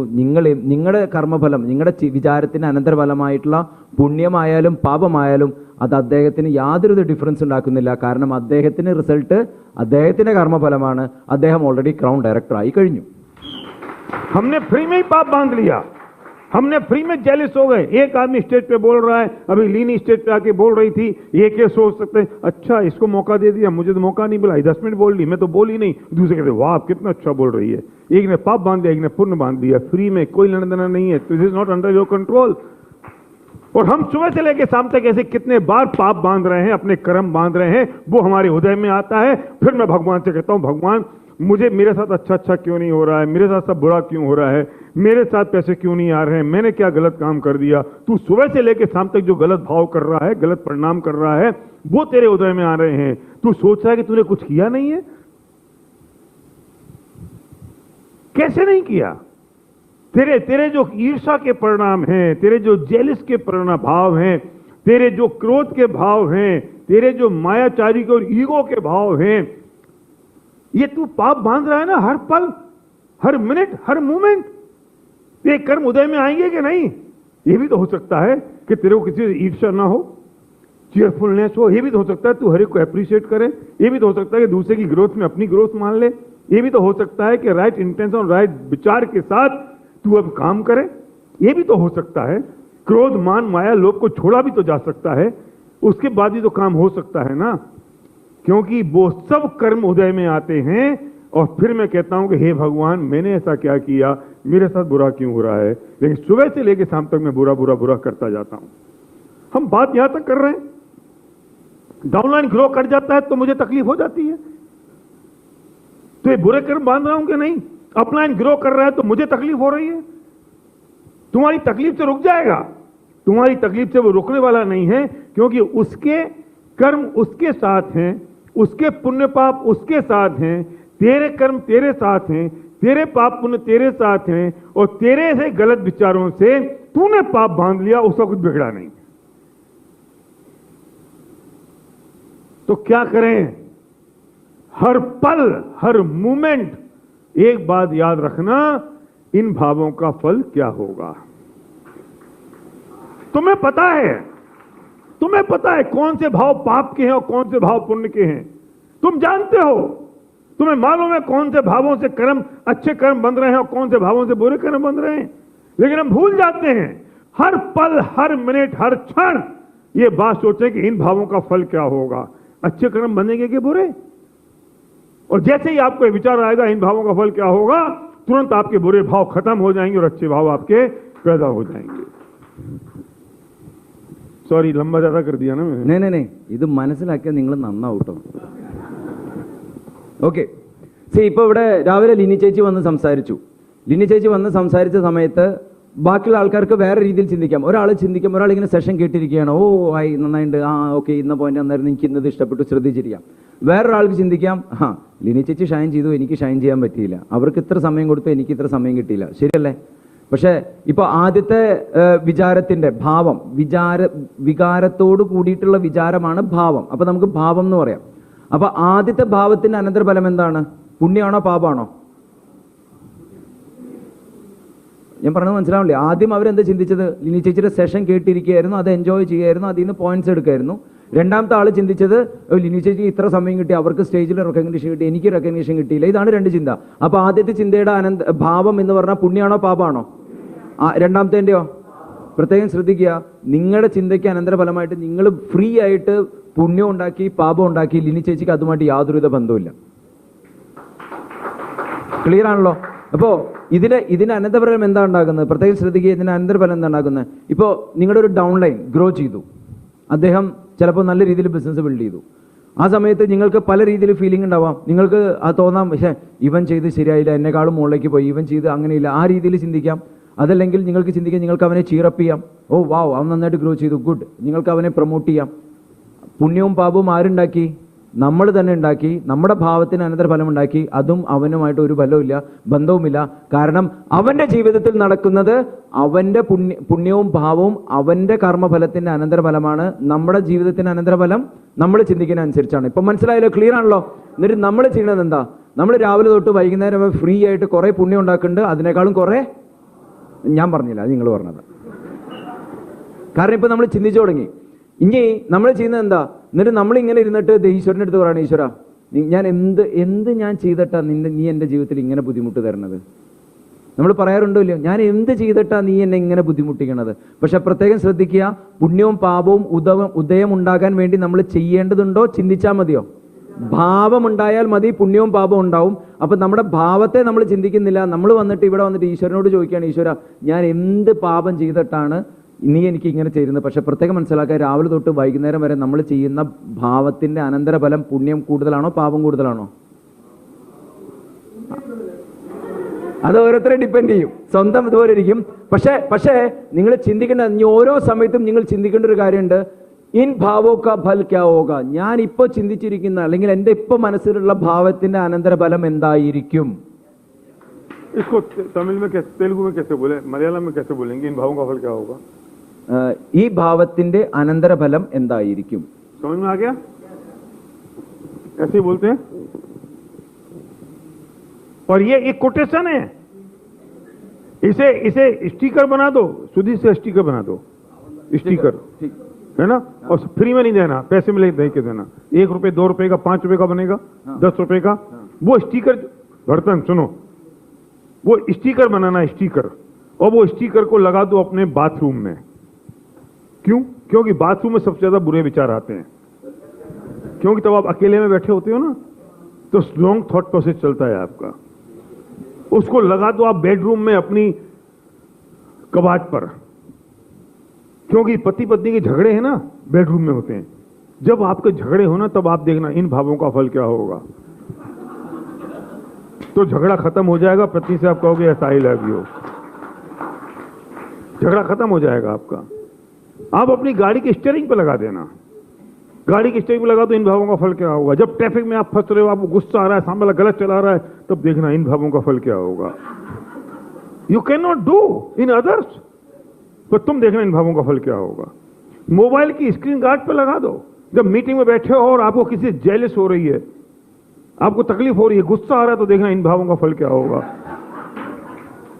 इमीडिएटली आपके थॉट प्रोसेस चेंज हो जाएंगे, इमीडिएटली, विथ इमीडिएट इफेक्ट। और आपके नहीं, पत्नी के भी होंगे, बच्चों के भी होंगे। मिरर पे लगा दो, इन भावों का फल क्या होगा। मेरे बेडरूम में अभी भी लगा हुआ है, आज भी। ये लोग जो घर देखने आए थे, उन्होंने देखा है वो मेरा जो मिरर, मैंने जो लिखा हुआ है, बैक पेंटेड ग्लास लगा हुआ है, उसमें मैं लिख देता हूं कुछ भी। सलीम देखा है, हाँ, फोटो भी निकाला, वीडियो भी निकाला इनने। मैं जो कहता हूं वो मैं करता हूं, और जो मैं करता हूं वो ही मैं कहता हूं। हजारों लाखों घरों में लगा हुआ है, इन भावों का फल क्या होगा। मेरा दिमाग बार बार भूल जाता है। लिखना क्यों जरूरी है? क्योंकि जो भूल जाता है ना, तो सामने लिखा होगा तो बार बार याद आएगा, याद आएगा, याद आएगा, याद आएगा, और मेरे सबकॉन्शियस माइंड में चला जाएगा और छप जाएगा, इन भावों का फल क्या होगा। जैसे ही कोई बुरा विचार आएगा और आपके मन में आना चाहिए, इन भावों का क्या फल होगा। अगर कोई डाउनलाइन, मैं सारे अपलाइन को ये इंस्ट्रक्शंस दे रहा हूं, अगर कोई डाउनलाइन आपसे किसी की बुराई करता है, गलत बात बोलता है, नेगेटिव बोलता है, गुस्सा करता है, क्रोध करता है, जेलिस की बात करता है, कंपटीशन की बात करता है, तो कुछ मत बोलना, सिर्फ एक लाइन बोलना, इन भावों का फल क्या होगा। मेरे पास अब कोई नेगेटिव बात करने नहीं आता है। मेरे पास कोई आदमी जेलिस की और कंपटीशन की बात या दूसरे के डिग्रेशन की बात करने नहीं आता है, क्योंकि उसे पता है कि मैं उसे एक ही लाइन कहूंगा, इन भावों का फल क्या होगा। जब आप रात को 2 बजे अकेले जा रहे हैं और सड़क पर आपको 500 का नोट मिलता है और आपकी इच्छा होती है कि 500 का नोट मैं उठा लूं, तब आप याद करना, इन भावों का फल क्या होगा। क्यों? क्योंकि ये नोट आपका नहीं है, ये चोरी का नोट है, और ये आपका नोट होता तो आप रखते। चोरी का नोट है, आपको बुरे कर्म बंधेंगे, जो पाप बंधेगा आपको। तब याद करना, इन भावों का फल क्या होगा। സോ നമ്മൾ രാവിലെ തൊട്ട് ഈ തോട്ട് और भाव एक ही है। हाँ, थॉट और भाव एक ही है। अब एक ही चीज बुलाओ, भाव भाव भाव भाव भाव समझ जाएंगे ना। हाँ, तो वो याद करो। कभी थॉट बोलो, कभी विचार बोलो, कभी भाव बोलो, कंफ्यूजन होगा। हाँ, सब सबकॉन्शियस माइंड को ऑर्डर नहीं जाएगा। भाव मीन्स भाव, भाव ഫിക്സ്ഡ്, ക്ലിയർ. അപ്പൊ ഭാവം എന്ന് പറഞ്ഞാൽ നിങ്ങളുടെ അഭാവം. ഓക്കെ, ഭാവത്തിന് അനന്തരഫലമാണ് പുണ്യമോ പാപമോ. അപ്പൊ നമ്മൾ രാവിലെ തൊട്ട് വൈകുന്നേരം വരെ ചെയ്യുന്ന എല്ലാ ഭാവങ്ങൾക്കും അനന്തരഫലം പുണ്യമോ പാപമോ ഉണ്ടാകാം. ശരിയല്ലേ? ഓക്കെ, ഇതില് ഓക്കെ, ഇപ്പൊ നമ്മൾ ചെയ്യേണ്ട, നിർബന്ധമായിട്ട് ചെയ്യുന്ന കാര്യം എന്താ അറിയോ? ഈ ഭാവത്തിന്റെ അനന്തരഫലം എന്തായിരിക്കും എന്നുള്ളൊരു സ്റ്റിക്കർ നമ്മൾ എഴുതി എവിടെ ഒട്ടിക്കണം? നമുക്ക് ഏറ്റവും കൂടുതൽ ചിന്തകൾ വരുന്ന സ്ഥലം ഏതാണ്? ബാത്റൂം. നമ്മൾ ബാത്റൂമിൽ ഒട്ടിക്കണം. അപ്പോൾ ഗുണം എന്താണ്? നമ്മൾ ബാത്റൂമിൽ ഇരുന്ന് നമ്മൾ റിലാക്സേഷൻ കിട്ടാൻ വേണ്ടി ഇരുന്ന് നിൽക്കുന്ന സമയത്ത് പല ചിന്തകൾ വരും. അപ്പോൾ നമുക്ക് എന്ത് കാണാൻ സാധിക്കും? ഈ ഭാവത്തിന്റെ അനന്തരഫലം എന്തായിരിക്കും. അപ്പോൾ നമ്മൾ നെഗറ്റീവ് ഉണ്ടെങ്കിൽ എന്തായിട്ട് മാറും? പോസിറ്റീവായിട്ട് മാറും. അടുത്തത് ഒട്ടിക്കേണ്ട സ്ഥലം ബെഡ്റൂമാണ്. കാരണം നിങ്ങൾക്ക് നിങ്ങളുടെ പാർട്ട്ണറോട് വളരെയധികം വികാരം വന്ന് നിലമൊക്കെ ചവിട്ടി തുടങ്ങുന്ന സമയത്ത് നിങ്ങൾക്ക് എന്ത് കാണാൻ സാധിക്കും? ഈ ഭാവത്തിന് അനന്തരഫലം എന്തായിരിക്കും? കാരണം എന്ത്? നിങ്ങൾ അദ്ദേഹത്തിൻ്റെ അടുത്ത് ദേഷ്യപ്പെട്ടാൽ ആർക്കാണ് പാപം ഉദിക്കാൻ പോകുന്നത്? നിങ്ങൾക്കാണ്. നിങ്ങളുടെ പാർട്ട്ണറിന് അതുകൊണ്ട് എന്തെങ്കിലും വ്യത്യാസം ഉണ്ടോ? കാരണം അദ്ദേഹത്തിൻ്റെ കർമ്മഫലം, പുണ്യവും പാപവും അദ്ദേഹത്തിന് ഡിപ്പെൻഡഡ് ആണ്. നിങ്ങളുടെയും പുണ്യവും പാപവും നിങ്ങളുമായിട്ട് കണക്റ്റഡ് ആണ്. അതുകൊണ്ട് അതവിടെ. ഇനി അടുത്ത് നമുക്ക് സ്റ്റിയറിംഗ്, വണ്ടിയിൽ ഒട്ടിക്കുക. വണ്ടിയിൽ ഒട്ടിക്കുന്ന സമയത്ത് നിങ്ങളൊരു ഓട്ടോറിക്ഷക്കാരൻ ഇങ്ങനെ വെട്ടിച്ചു പോയി. അപ്പോൾ നമുക്ക് ദേഷ്യം വന്ന് മിറർ താഴ്ത്തിയിട്ട് നമ്മൾ സാധാരണഗതിയിൽ എന്താ ചെയ്യുക? എനിക്ക് ഓർമ്മയുണ്ട്, ഞാനൊരു പ്രാവശ്യം, സാറ് പറഞ്ഞതല്ല, ഞാൻ ഒരു ആളുടെ കൂടെ പോകുമായിരുന്നു. അപ്പോൾ കാറിൽ പോയിക്കൊണ്ടിരിക്കുന്ന സമയത്ത് പെട്ടെന്നൊരു വണ്ടി ക്രോസ് ചെയ്തു. ഇയാൾ വേഗം ജനാല താഴ്ത്തി 2 ചീത്ത അങ്ങോട്ട് വിളിച്ചു. അയാൾ 2 ചീത്ത ഇങ്ങോട്ട് വിളിച്ചു. അയാൾ പറഞ്ഞു, സമാധാനമായി, 2 ചീത്ത കേട്ടിട്ട് എത്ര ദിവസമായി. ഇതാണ് മലയാളികൾ ഇതാണ്. പക്ഷേ നമ്മളെ സംബന്ധിച്ചിടത്തോളം പ്രത്യേകം ശ്രദ്ധിക്കുക. ഇനി നമ്മൾ എന്ത് ചെയ്യണം? ഈ ഭാവത്തിന് അനന്തരഫലം എന്തായിരിക്കും? അപ്പം നമുക്ക് ഒരാളുടെ അടുത്ത് ദേഷ്യപ്പെടാൻ തോന്നുന്നുണ്ടെങ്കിൽ പ്രത്യേകം ശ്രദ്ധിക്കുക, അത് പുണ്യത്തിന് ഉദയമാണോ പാപത്തിന് ഉദയമാണോ? പാപത്തിന് ഉദയമാണ്. അപ്പോൾ തീർച്ചയായും ഇനി അതേപോലെ തന്നെ നിങ്ങൾ ചിന്തിക്കേണ്ട ഒരു കാര്യമാണ്, നിങ്ങളുടെ ഡൗൺലൈൻ, ഏതെങ്കിലും ഡൗൺലൈൻ നിങ്ങളുടെ അടുത്ത് വരികയാണ്, അദ്ദേഹം പറയാണ് വളരെ കോമ്പറ്റീഷനെ പറ്റി പറയുന്നു, അല്ലെങ്കിൽ വേറൊരു ഡിസ്ട്രിബ്യൂട്ടറെ പറ്റി മോശമായിട്ട് ചിന്തിക്കുന്നു, ഇങ്ങനെ കുറേ സംസാരിക്കുന്നുണ്ടെങ്കിൽ പ്രത്യേകം ശ്രദ്ധിക്കുക, അദ്ദേഹത്തിൻ്റെ അടുത്ത് തിരിച്ച് ആദ്യം പറയേണ്ടത് എന്തായിരിക്കണം? ഈ ഭാവത്തിന്റെ അനന്തരഫലം എന്തായിരിക്കും? ഇൻ ഭാവോ കാ ഫൽ ക്യാ ഹോഗ. എനിക്ക് തോന്നുന്നത് ഹിന്ദി തന്നെ പഠിക്കണം. हिंदी भैया हमें ना हिंदी में ही लिखना चाहिए. हिंदी में लिखें, कारण ഇത് പാറ്റന്റഡ് ആണ്. ദിസ് ഇസ് ഭയ്യ പാറ്റന്റഡ്. ഇൻ ഭാവോ കാ ഫൽ ക്യാ ഹോഗ. ഈ ഭാവത്തിന്റെ അനന്തരഫലം എന്തായിരിക്കും? സോ അത് ആ ഫീല് നമുക്കറിയണം. ഒരുപക്ഷെ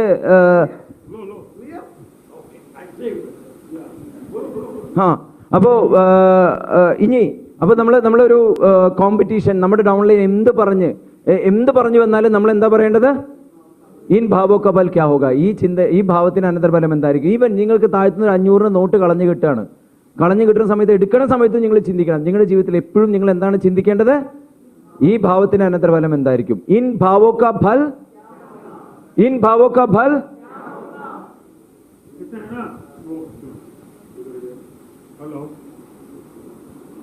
मैं इन भावों का फल क्या होगा यही लिखना है, पर ऐसे मलयालम में भी लिख सकते हो साहब.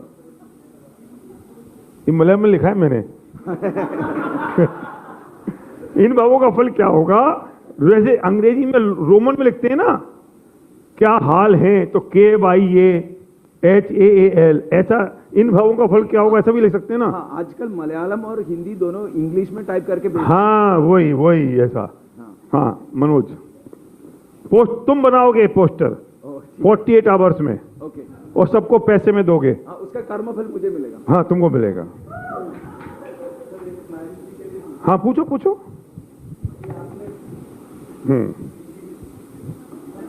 बोलो ना.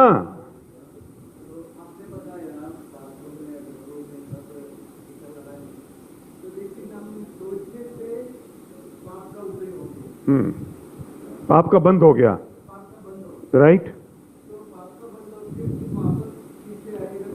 हाँ शाबाश, बहुत बढ़िया. Very nice question. मतलब ये क्वेश्चन मैं उम्मीद कर रहा था कि आ जाएगा. तुम समझ गए?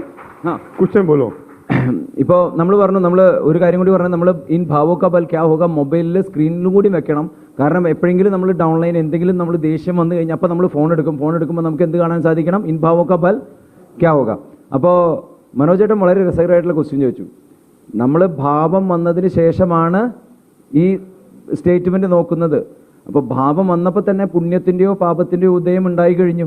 അപ്പോൾ ഇനിയിപ്പോൾ ഇത് കണ്ടിട്ട് എന്താ കാര്യം? കാരണം പുണ്യവും പാപം ഓൾറെഡി ഉണ്ടായി കഴിഞ്ഞല്ലോ. गुड. उसके पहले मैं एक एग्जांपल देता हूं. तुम्हारे क्वेश्चन के आंसर पहले मेरा एग्जांपल पेंडिंग है, वो देता हूं, फिर तुम्हारे क्वेश्चन का आंसर करूंगा, क्योंकि ये लास्ट थिंग है.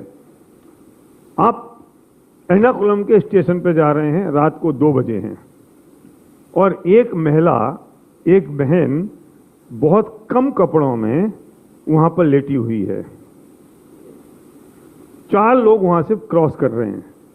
एक आदमी क्रॉस करता है, वो देखता है कि कितनी सुंदर लग रही है और आज की रातें मुझे मिलनी चाहिए.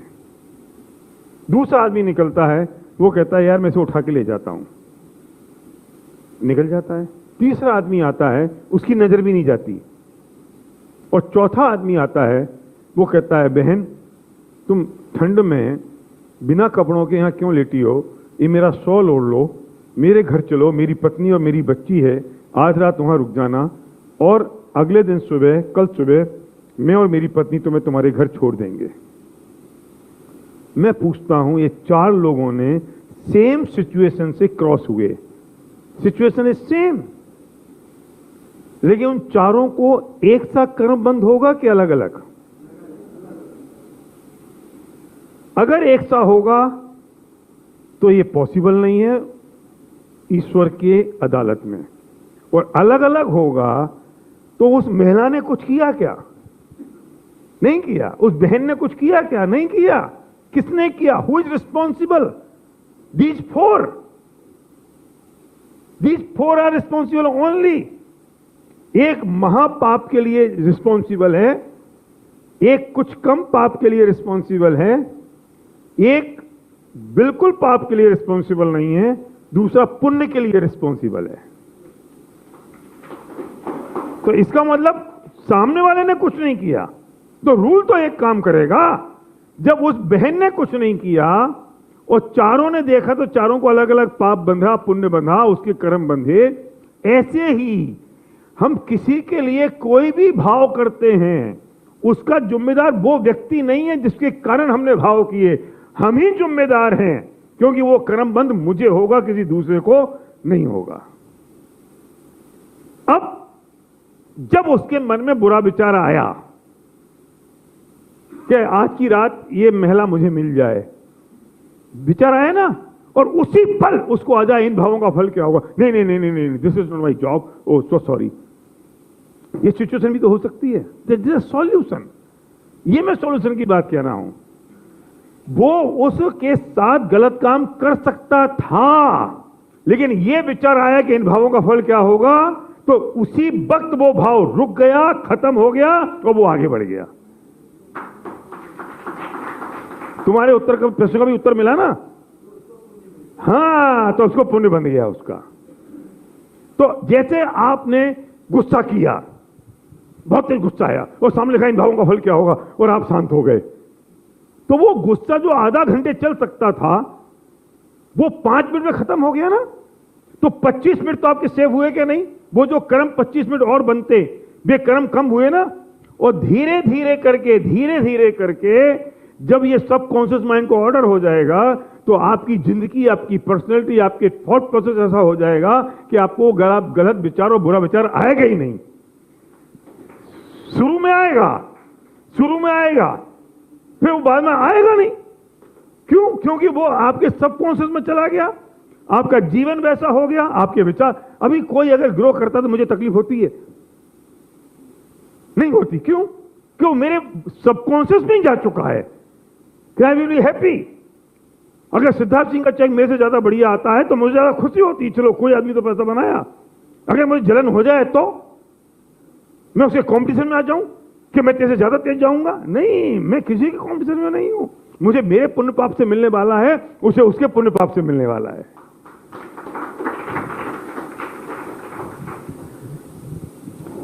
ഓക്കെ, മനോജേട്ടൻ്റെ ചോദ്യത്തിന് ഉത്തരം പറയുന്നതിന് മുമ്പ് ഒരു സിറ്റുവേഷൻ നമുക്ക് കാണാം. എറണാകുളം, കൊച്ചി അല്ലേ, ഇപ്പോൾ വളരെ മോഡേൺ ആണ്.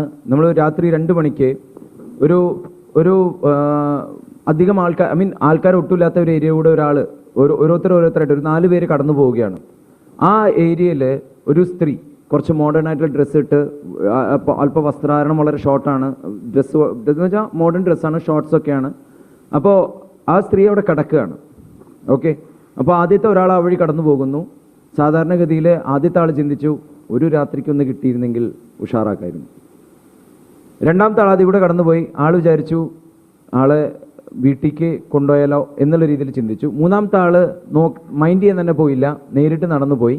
നാലാമത്തെ ആൾ ചിന്തിച്ചു, അയ്യോ പാവം എന്തോ ബുദ്ധിമുട്ടുണ്ടെന്ന് തോന്നുന്നു, വേണമെങ്കിൽ വീട്ടിലേക്ക് വിളിച്ചു കൊണ്ടുപോയി കഴിഞ്ഞാൽ അവിടെ ഭാര്യയും കുട്ടികളും ഉണ്ട്, അവർക്ക് വേണമെങ്കിൽ ചെയ്യാം. അല്ലെങ്കിൽ എനിക്ക് എന്തെങ്കിലും ഡ്രസ്സ് കൊടുക്കണമെങ്കിൽ, അവർക്ക് ഈ തണുപ്പാണല്ലോ, ഈ തണുക്കണ്ട എന്തെങ്കിലും കൊടുക്കണമെങ്കിൽ കൊടുക്കാം. അല്ലെങ്കിൽ വീട്ടിൽ കൊണ്ടുപോയാൽ ഭാര്യയും പെങ്ങളൊക്കെ ഉണ്ട്, അപ്പോൾ നോക്കിയിട്ട് പിറ്റേ ദിവസം ഇവർക്ക് സൗകര്യമായിട്ട് പോവാം. പ്രത്യേകം ശ്രദ്ധിക്കാം. അപ്പോൾ ഒരേ സിറ്റുവേഷൻ ആയിരുന്നോ?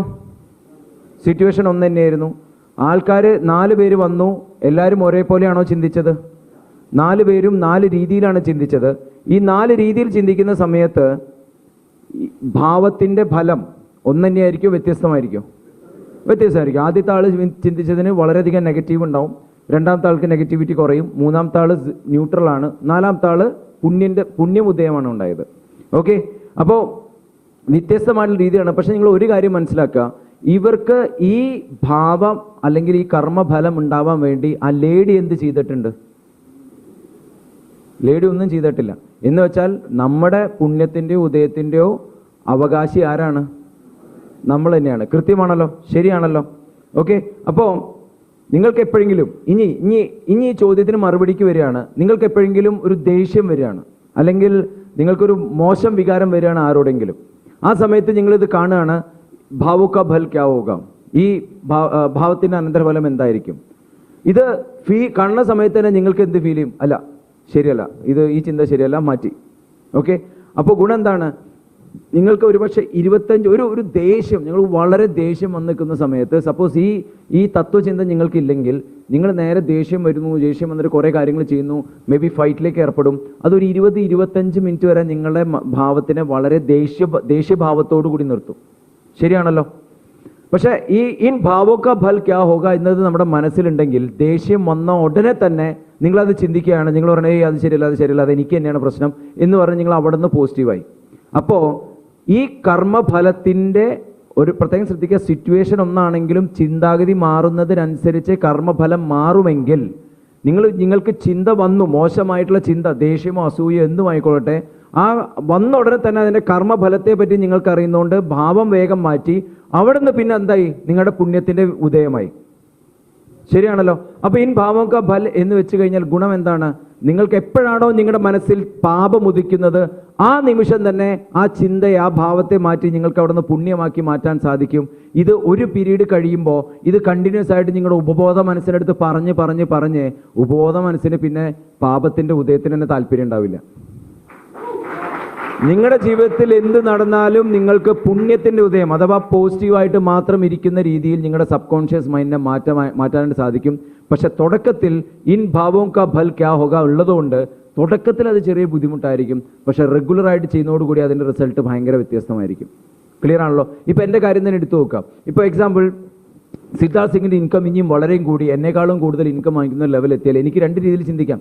ഒന്നെങ്കിൽ എനിക്ക് ചിന്തിക്കാം, വാവ് കണ്ടോ ഒരു വ്യക്തി എത്ര ഇൻകം ഉണ്ടാക്കുന്നു, ആർക്ക് വേണമെങ്കിലും ഇങ്ങനെ ഒരു ഇൻകം ഉണ്ടാക്കാം എന്ന രീതിയിൽ ചിന്തിക്കാം. അതിനൊരു പുണ്യത്തിൻ്റെ ഉദയമായിരിക്കും. അതേ സമയത്ത് എനിക്ക് ഇറിറ്റേഷൻ ആവാം, ടെൻഷൻ ആവാം, കോമ്പറ്റീഷനിലേക്ക് പോവാം, അത് പുണ്യത്തിൻ്റെ ഉദയമായിരിക്കും. പ്രത്യേകം ശ്രദ്ധിക്കുക, സിദ്ധാർത്ഥ് സിംഗിന് ഇതുമായിട്ട് യാതൊരുവിധ ബന്ധവുമില്ല. നമ്മൾ ചിന്തിക്കേണ്ട കാര്യം എന്താണ്? ഒരുമിച്ച് 1 2 3 1 2 3 1 2 3 नहीं रुको, मैं 1 2 3 तुम बोलोगे, मैं रिकॉर्ड करूंगा वीडियो. मैं इन भावों का बल हाँ बुलवाओ. ओके. ഞാൻ ഇൻ ഭാവോं का बल എന്ന് പറയും. അല്ല, ഇൻ ഭാവോं का बल क्या होगा, നിങ്ങൾ क्या होगा പറഞ്ഞാൽ മതി. ഓക്കെ, ഉള്ളി പോണട്ടോ നമ്മുടെ ജീവിതത്തിന്റെ. 1 2 3 बोलो, बाकी ये बोलेंगे. ഇത് അല്ല भैया यहाँ पे ना ये ज्यादा है बाहर. तो मैं बोलूं ഇത് വെറുതെ മുദ്രാവാക്യം വിളിക്കുന്നതല്ല, നമ്മുടെ ജീവിത പ്രശ്നമാണ്. ഓക്കെ ओके 1 2 3 इन भावों का बल, इन भावों का बल, इन भावों का बल. शाबाश, वेरी गुड. अब मैं इसके क्लाइमेक्स पे जा रहा हूं अगले 5 मिनट में. क्लाइमेक्स. अब मेरा क्वेश्चन ये है, भगवान क्या करेगा?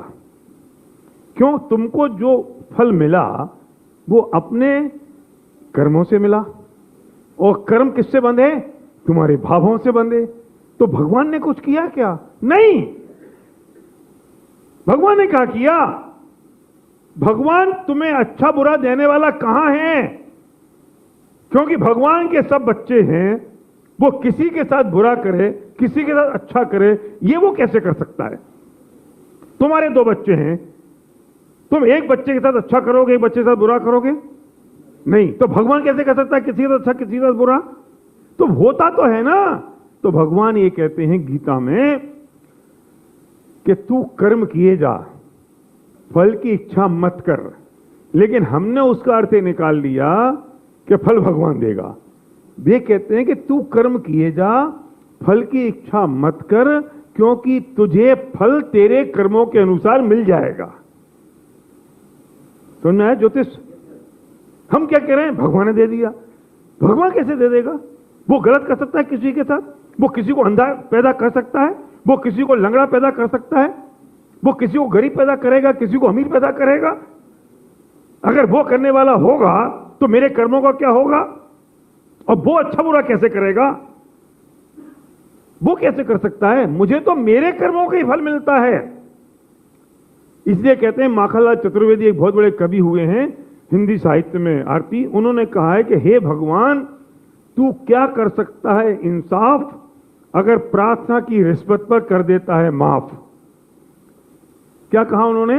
हे भगवान, तू क्या कर सकता है इंसाफ, अगर प्रार्थना की रिश्वत पर कर देता है माफ.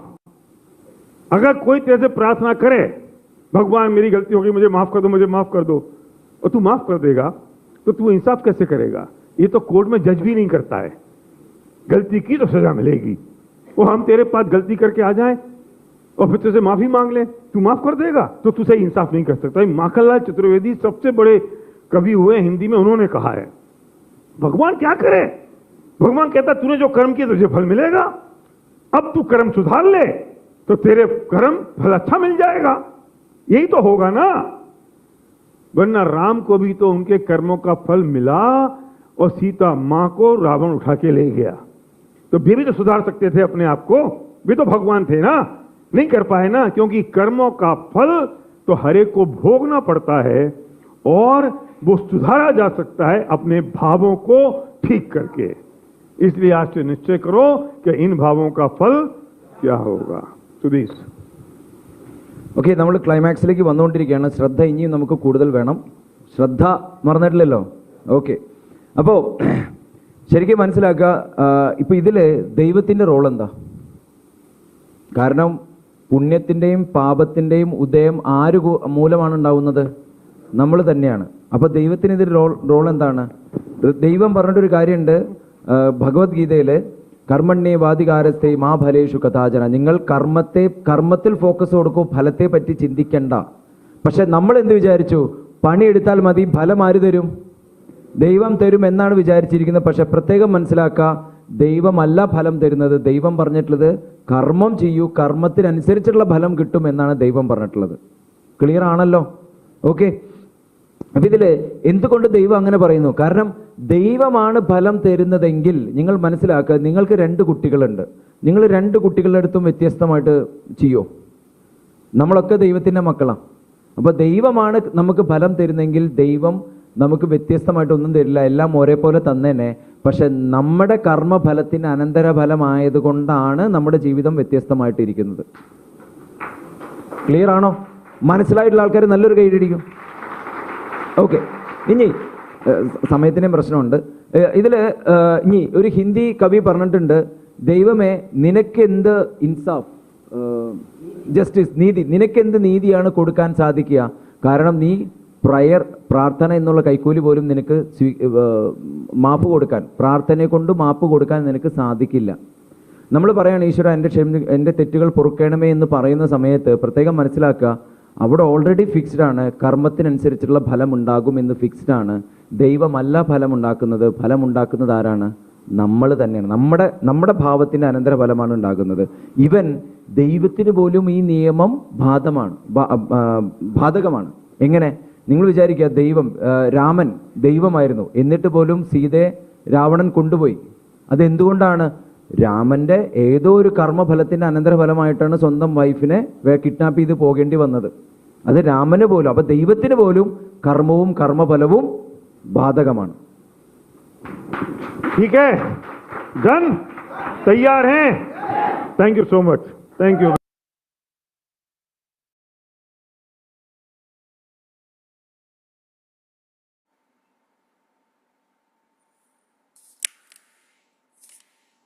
മോർണിംഗ്. ഇന്നത്തെ സെഷൻ എല്ലാവർക്കും യൂസ്ഫുൾ ആയിട്ടുണ്ടെന്ന് വിശ്വസിക്കുന്നു. എല്ലാവരും ഒന്ന് ചിന്തിച്ചാൽ മതി. നമ്മൾ ഓരോ കാര്യങ്ങൾ ചെയ്യുമ്പം ഈ ഒരു കാര്യം ചിന്തിച്ചാൽ മതി, ഇൻ ഭാവോം കാ ഫൽ ക്യാ ഹോഗ. എല്ലാവരും ചിന്തിക്കുമല്ലോ അല്ലേ? ശരിയല്ലേ? വളരെ ഇമ്പോർട്ടൻസ് ആയ സെഷനാണ് SP ബരൽ സാറിൻ്റെ.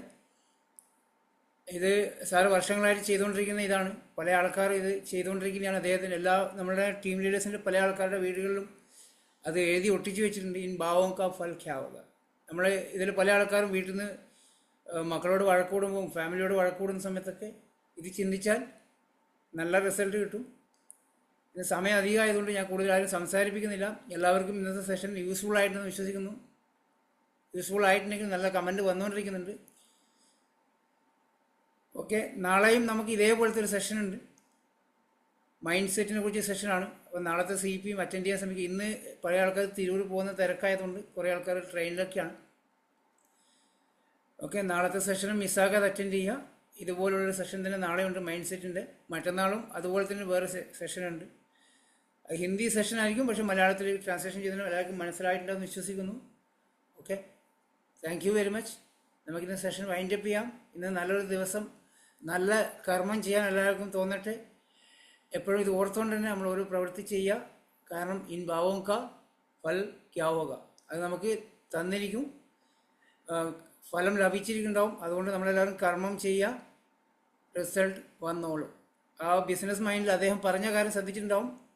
നമ്മളൊരു ആൾക്ക് പ്ലാൻ കൊടുക്കുന്ന സമയത്ത് ചിന്തിക്കുക, ഇദ്ദേഹത്തിന് പ്ലാൻ മനസ്സിലാവുകയാണെങ്കിൽ അദ്ദേഹത്തിൻ്റെ ലൈഫിൽ നല്ലൊരു സക്സസ് ഉണ്ടാക്കിയെടുക്കാൻ എന്ന മനസ്സ് വിചാരിച്ചുകൊണ്ട് നമ്മൾ പ്ലാൻ കൊടുത്താൽ മതി. അല്ലെങ്കിൽ അദ്ദേഹം ജോയിൻ ചെയ്താൽ എനിക്ക് രക്ഷപ്പെടാൻ ചിന്തിച്ച് കഴിഞ്ഞാൽ റിസൾട്ട് റോങ് ആയിരിക്കും. അപ്പോൾ ഇന്ന് കൂടി നിങ്ങൾ പ്ലാൻ കൊടുക്കുന്നതും ഒരാൾക്കാരെ ഈ ഒരു ഓപ്പർച്യൂണിറ്റി ഷെയർ ചെയ്യുന്ന സമയത്തും ഇങ്ങനെ ചിന്തിച്ചുകൊണ്ട് ഷെയർ ചെയ്ത് നോക്കുക, നമുക്ക് റിസൾട്ട് ഉണ്ടാവും. Okay, thank you very much and wish you well.